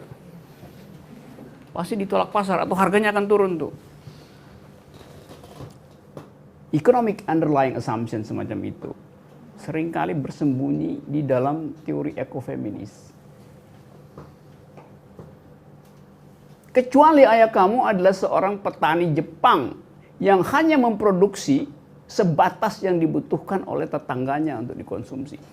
Atau restoran kecil di daerah itu yang diurus oleh koperasi. Di Jepang beras itu diproduksi terbatas betul. Dia mau lebih, dia nggak mau. Karena dia tahu daya dukung lingkungan itu dan standar supaya dia tetap tadi ya palpasi, dia tangannya itu ada di perut sawah itu. Tentu saya berpikir positif terhadap ayah kamu dan terhadap kamu. Tapi sebagai teori kita mesti analisis itu. Jangan-jangan sinopsis dari ekofeminis itu adalah untuk tune in dengan parameter pasar tadi itu. Jadi dia cemas karena nggak bisa masuk pasar. Kalau saya misalnya ayah kamu, saya bilang nggak apa-apa membusuk di situ. Sebagai seorang radikal ekologi, saya bilang ya memang mesti membusuk, nggak mungkin semuanya itu bagus. Supaya tidak semuanya saya jual. Sebagian saya mesti kasih makan cacing di dalam tanah saya dengan busuk itu. That's the logic of radical ecology itu.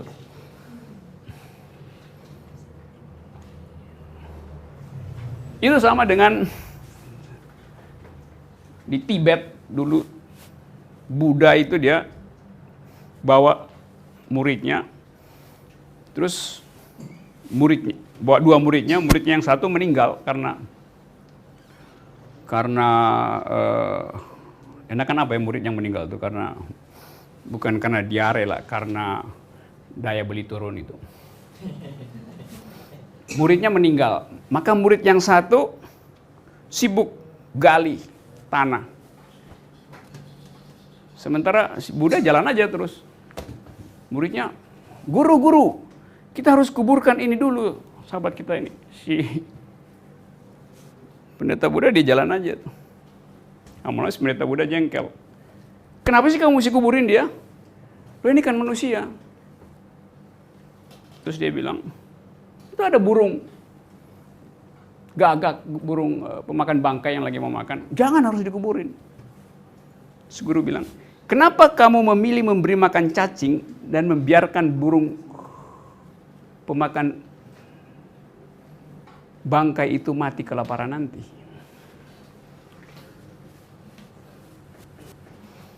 Karena antroposentrisme kita menganggap itu orang. Bagi alam,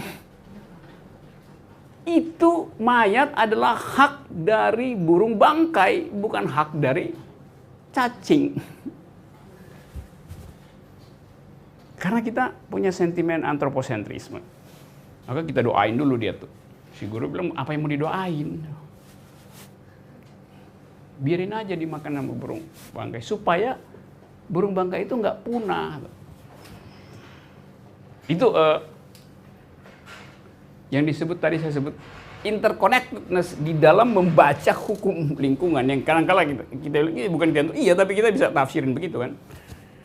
Kalau semua jenazah dikubur artinya Anda membunuh burung bangkai karena dia nggak punya makanan.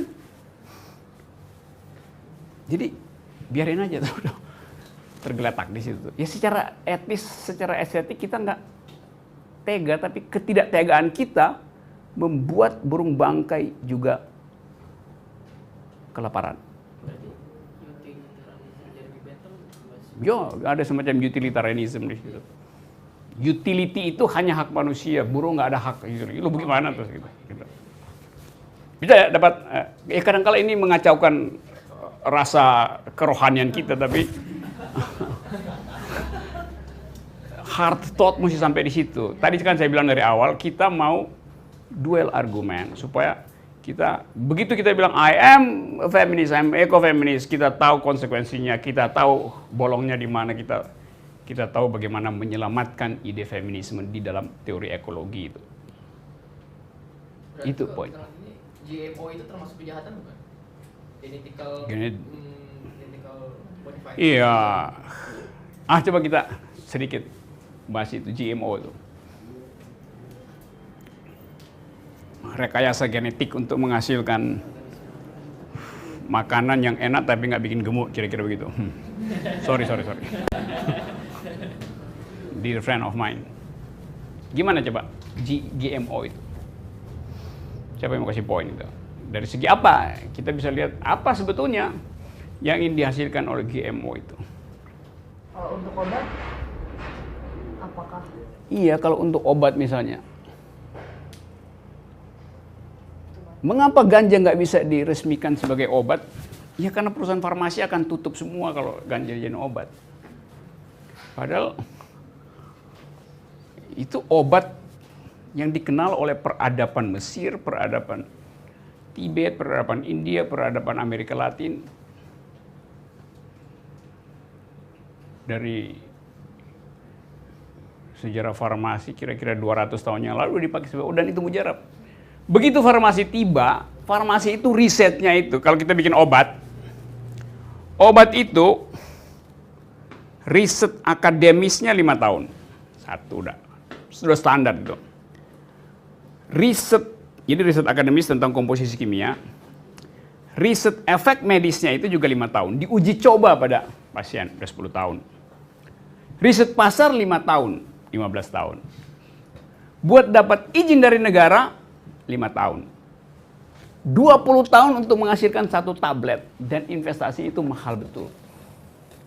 5 tahun kemudian baru minta diproteksi intellectual rights-nya. Jadi 25 tahun untuk menghasilkan obat. Tiba-tiba ganja itu bisa dilegalkan. Orang cuma perlu pergi ke Sukabumi, pergi ke Tibet, pergi ke Aceh untuk sembuh itu. Apa nggak marah industri farmasi itu? Maka dia akan bilang ganja itu harus dinyatakan ilegal. Kan logikanya begitu. Sama seperti jamu yang kita bikin itu. Ya orang Eropa kan bilang iya itu jamu, tapi itu bukan obat, itu suplemen aja. Kalau dinyatakan obat dan over the counter bisa beli gampang, ya aspirin segala macam derivat-derivatnya yang di riset 25 tahun itu ya bangkrut dong. Jadi ada economic analysis of medicine yang basisnya adalah investasi di situ tuh. Jadi banyak problemnya. GMO ya itu juga soal yang sama, tapi kemudian tadi saya katakan kan harus ada tipping point, harus ada orang yang gitu nyalain korek api itu. Sama seperti tadi si Jonathan Stone, dia cuma nulis paper pendek, Should Trees Have Standing. Rachel Carson cuma nulis buku pendek, judulnya The Silent Spring.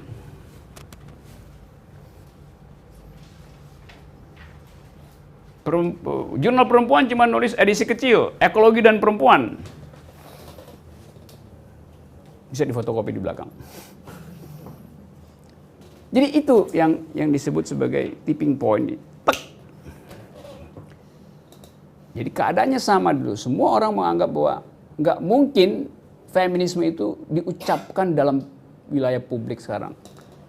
Dulu feminisme adalah the unspeakable. Sekarang the unstoppable. Tapi tadi saya ingatkan, bukan karena dia unstoppable, maka kontradiksi di dalam teorisasi itu kita hentikan. Jadi kita eksplorasi teori itu di dalam upaya untuk menghasilkan new kind of justice tadi. Di dalamnya environmental justice. Pindah dari natural right pergi pada the right of nature. Hijrah dari anthropocentrism pergi pada biocentrism. Dan itu membutuhkan nyali dan epistem, kekuatan akal dan drive ethics yang kuat. Apalagi kalau itu mau diinvestasikan ke dalam kultur politik. Kita yang sangat konservatif dan curiga terhadap semua ide baru itu. Oke, sampai jam berapa saya? Oke, silakan. Masih ada. Tadi saya sudah jawab tadi ekologi dan ekonomi itu. Jadi kemarin setelah diskusi dengan Mbak Yaya dari Walhi, kan berbincang dengan teman-teman Walhi dan teman-teman Fort Banyuwangi yang mereka notabene langsung aktif advokasi di lapangan, Bro. Nah, waktu itu mereka kembali pada paradigma tadi bahwa pandangan-pandangan perempuan itu mampu tune-in dengan alam itu sama saja kalian sedang mengungkapkan ide-ide patriarkis. Lalu saya coba mengungkapkan bahwa pada intinya epistemologi feminis dalam ranah ekologi ini saja. Halo Mbak. Ya, saya masih ikuti ya. Jadi ekofeminis ini berusaha menggunakan semua sudut pandang ya untuk menemukan solusi akan ketidakadilan itu. Jadi ekofeminisme ini seperti sebuah feminisme yang lebih luas, tidak terbatas pada penempatan.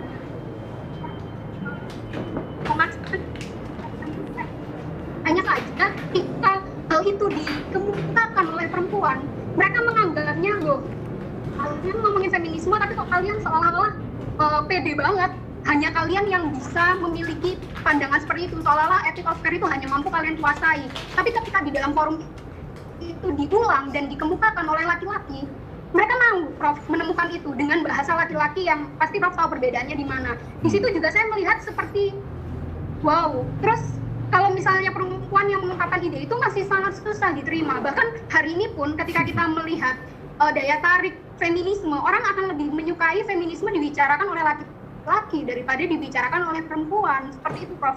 Jadi bagaimana kita bisa mengentaskan pandangan-pandangan patriarkis ini ketika dialog-dialog kita, bahasa kita masih belum mampu diterima. Seperti itu. Terima kasih.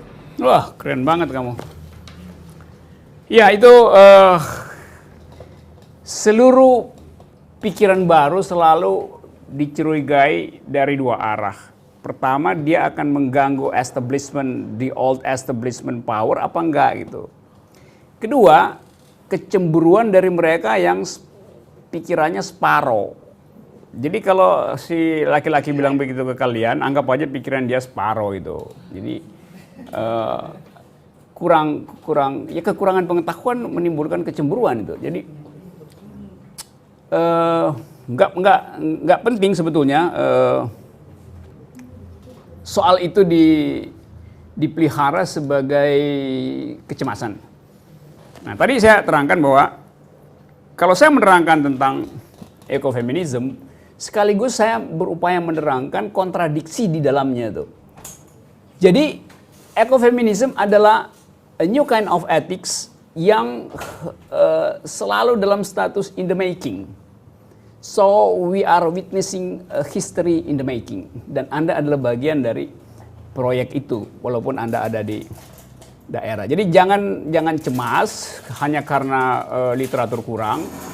Harus menganggap bahwa Anda sedang diuji apakah etik dari ekofeminisme itu bisa menjawab misalnya problem-problem lingkungan di kita.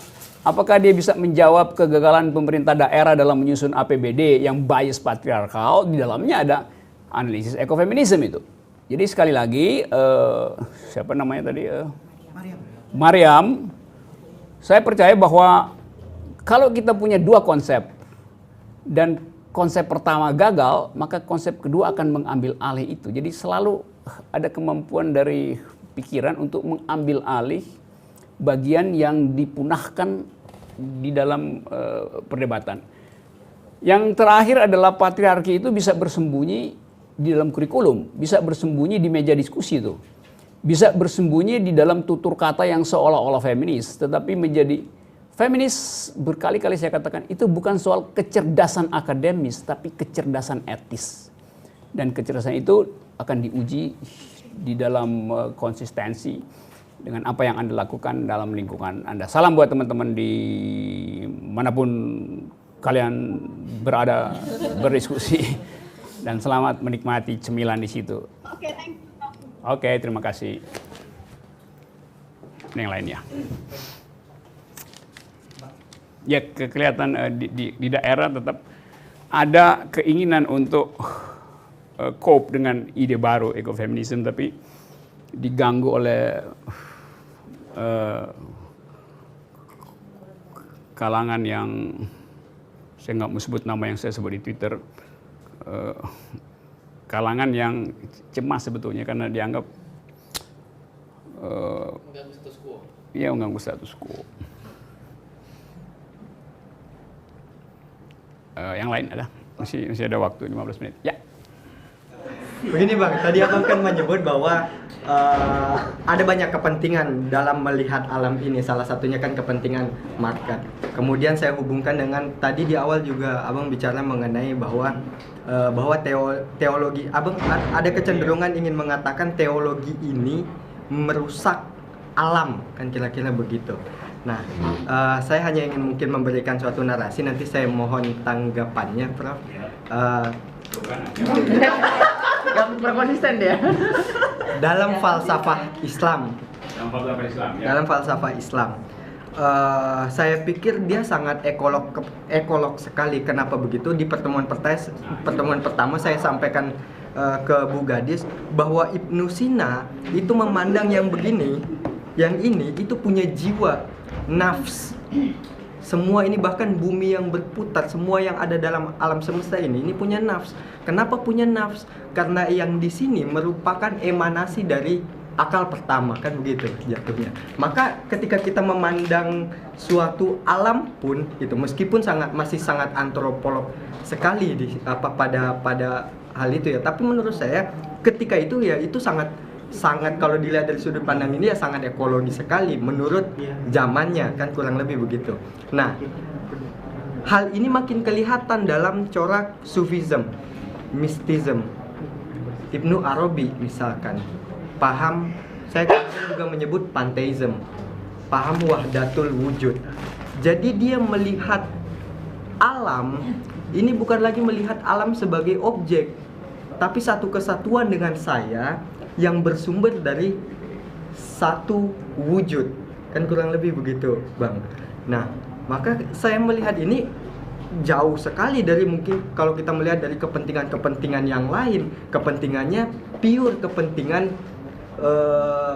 bagaimana cinta seorang hamba kepada sang pencipta, kan begitu kalau dalam bahasa Sufismnya. Nah, maksud saya apa yang ingin saya sampaikan bahwa bahkan dalam agama ini sebenarnya sangat ekologi sekali gitu loh. Ini kan sebenarnya bertentangan yang seperti Abang tadi bilang di awal, ada kecenderungan bahwa agama ini merusak alam. Nah, kurang lebih mungkin itu dari saya. Mohon tanggapannya.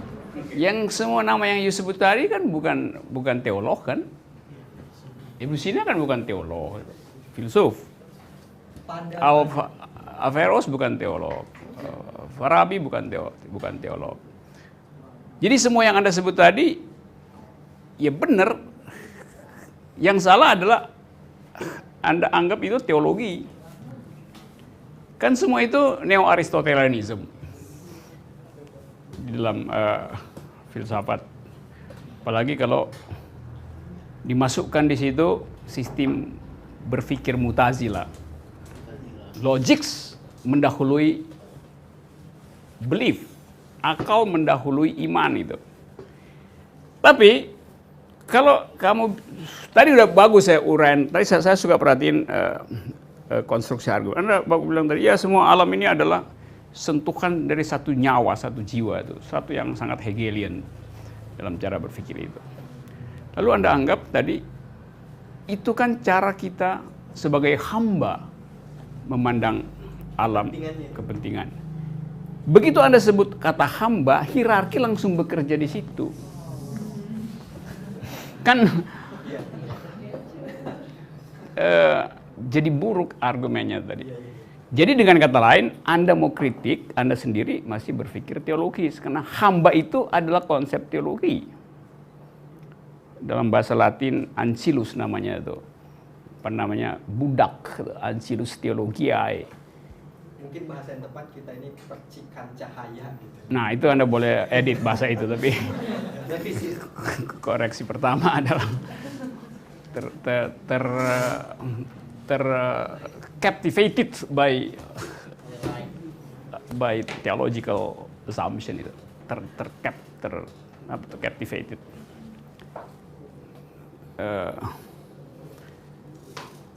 Captivated apa ya bahasa Indonesia?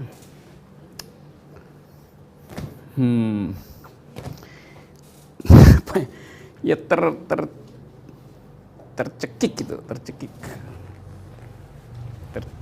dicekik. Dan itu biasa karena tadi saya bilang bahwa tetap UIN filsafatnya itu sama dengan Dirarkara, elemen teologinya kuat. Itu soalnya tuh. Sehingga kita selalu ada di dalam tadi pun waktu Anda berupaya menerangkan deteksi psikologi saya, Anda ada di dalam kondisi GAD itu, General Anxiety Disorder. Ya pasti lah, baca tuh. Karena itu harus sering-sering ikut kafe tuh.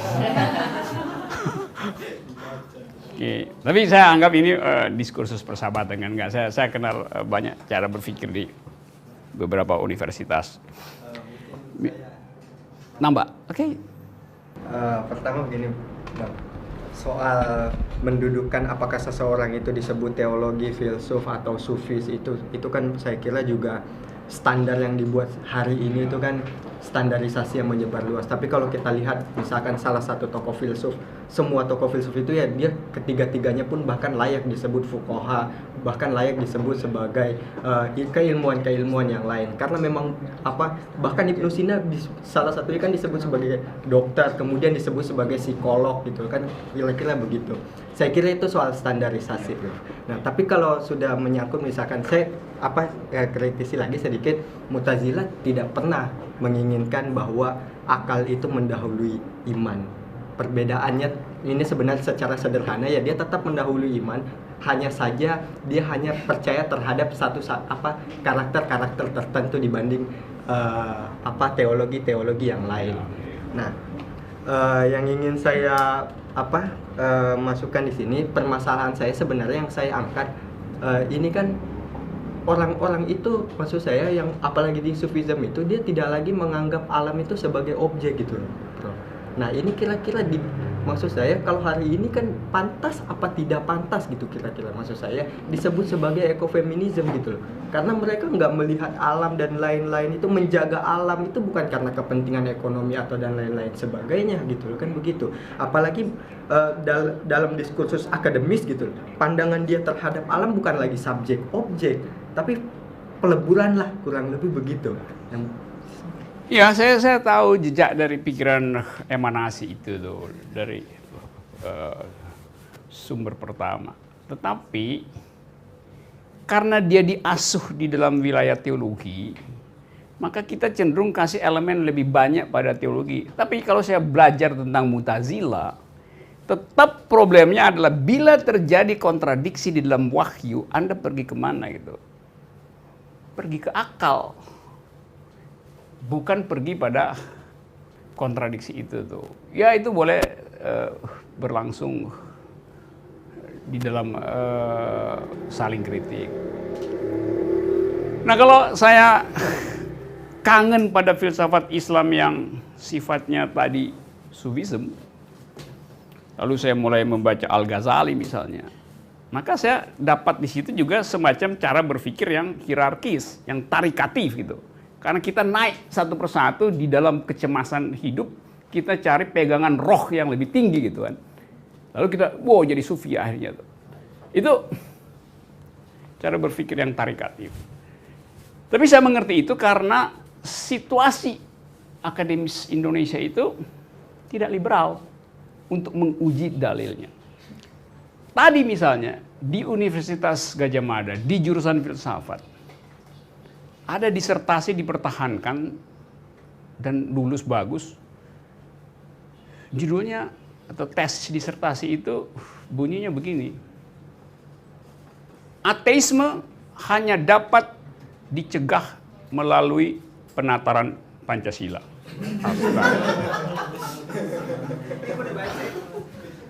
Coba lu bayangin kok bisa lulus. Yang goblok yang uji pasti.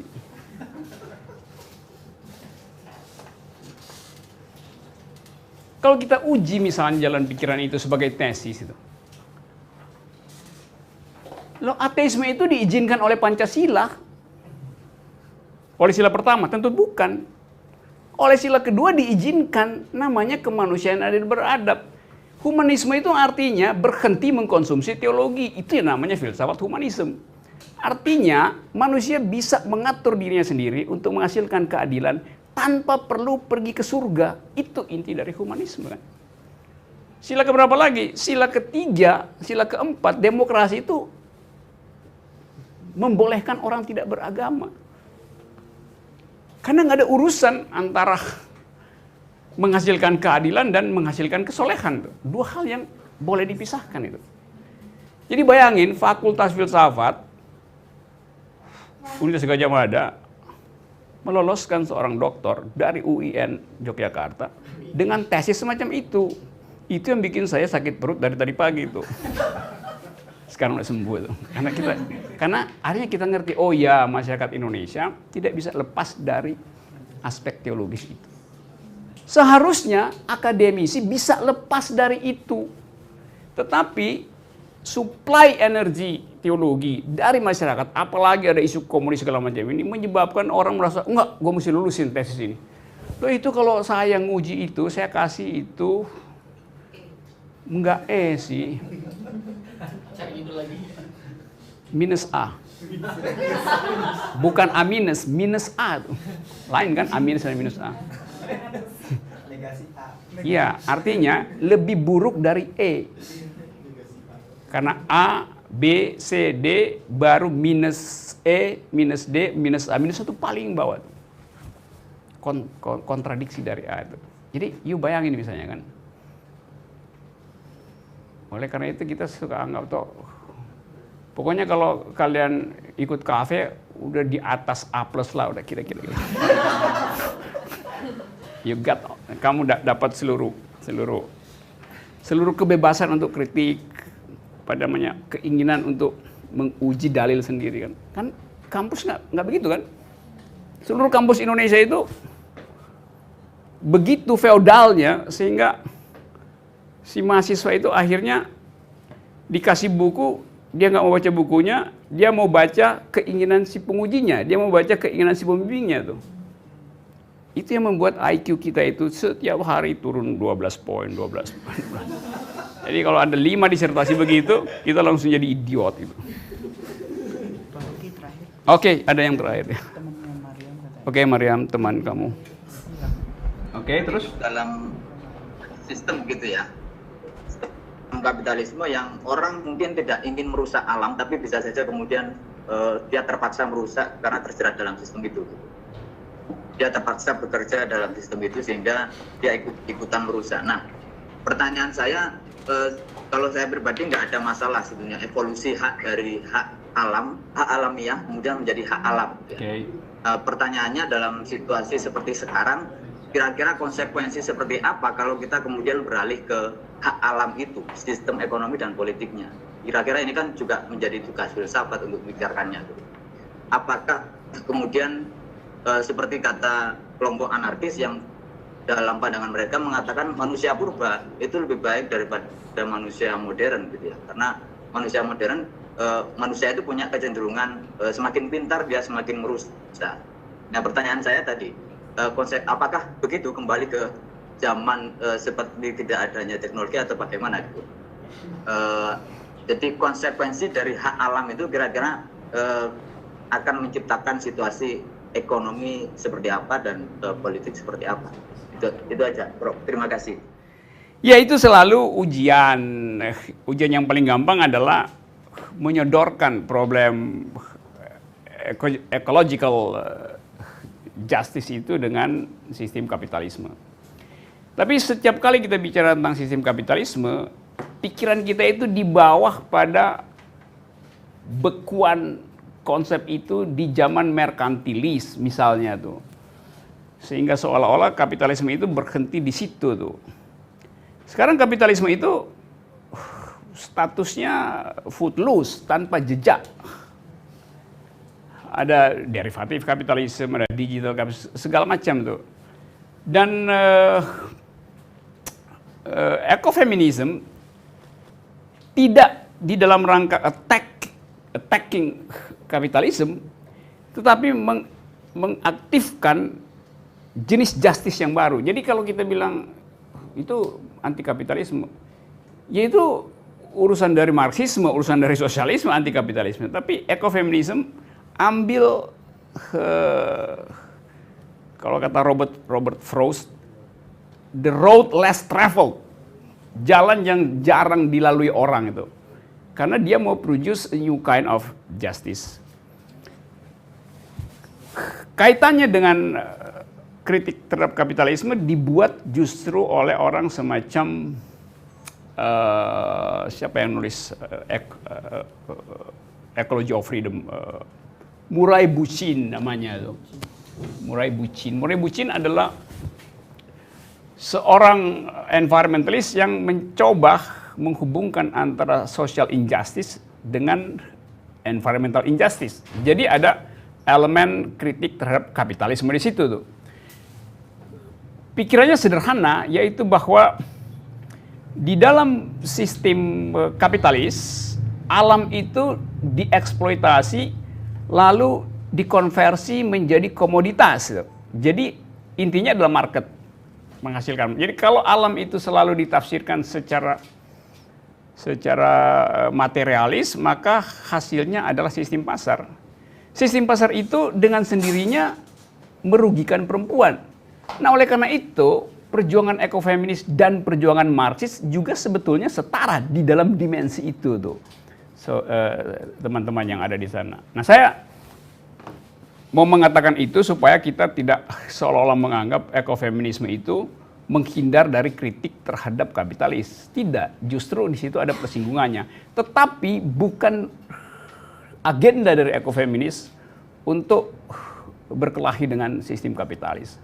Ada persinggungan di situ, tapi itu bukan hobi utama dari ekofeminis itu. Itu kira-kira jalan pikirannya itu. Nah, sama seperti misalnya Vandana Shiva. Vandana Shiva juga menganggap bahwa yang disebut pembangunan itu sebetulnya berbasis pada apa yang disebut the idea of progress. Nah, progress itu adalah satu sistem filsafat yang mengandaikan pengendalian supaya hasilnya bisa ditentukan dari awal. Kalau saya mau menghasilkan sesuatu, maka parameternya saya tentukan dari sekarang. Nah, cara berpikir itu adalah cara berpikir patriarkis. Jadi jelas di dalam sistem berpikir ekofeminis selalu ada elemen kritis di dalamnya, termasuk kritis versi sosialis, termasuk kritis terhadap sistem kapitalis. Kalau saya rumuskan dengan satu kalimat supaya ada dalil pada teman-teman di sana, kira-kira bunyinya begini nih. Eksploitasi alam oleh manusia terjadi akibat eksploitasi manusia terhadap manusia yang lain. Itu persinggungan antara kritik feminisme, ekofeminis, dan proyek Marxisme. Jadi eksploitasi manusia terhadap manusia berakibat eksploitasi manusia terhadap alam. Assalamualaikum warahmatullahi wabarakatuh. Waalaikumsalam. Thank you, bro. Oke, bro.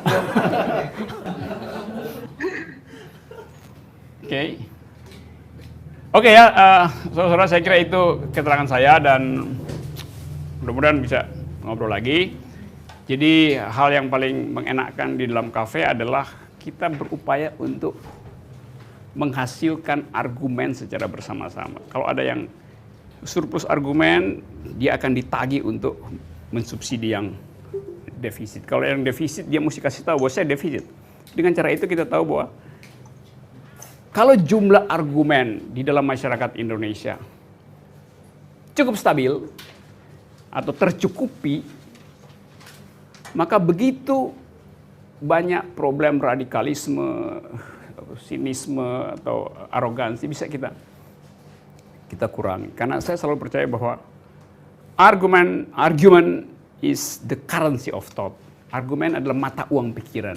Sebagai warga negara kita cuma tukar tambah bernegara dengan argumen, bukan dengan sensasi masuk surga, bukan dengan sinisme pada masa lalu, tapi hanya karena argumen maka kita dinyatakan berhak untuk mengucapkan dalil. Kesetaraan argumen adalah kesetaraan manusia.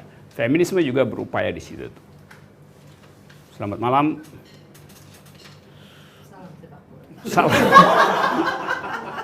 Salam ekofeminis. Oke, thanks ya. Bye.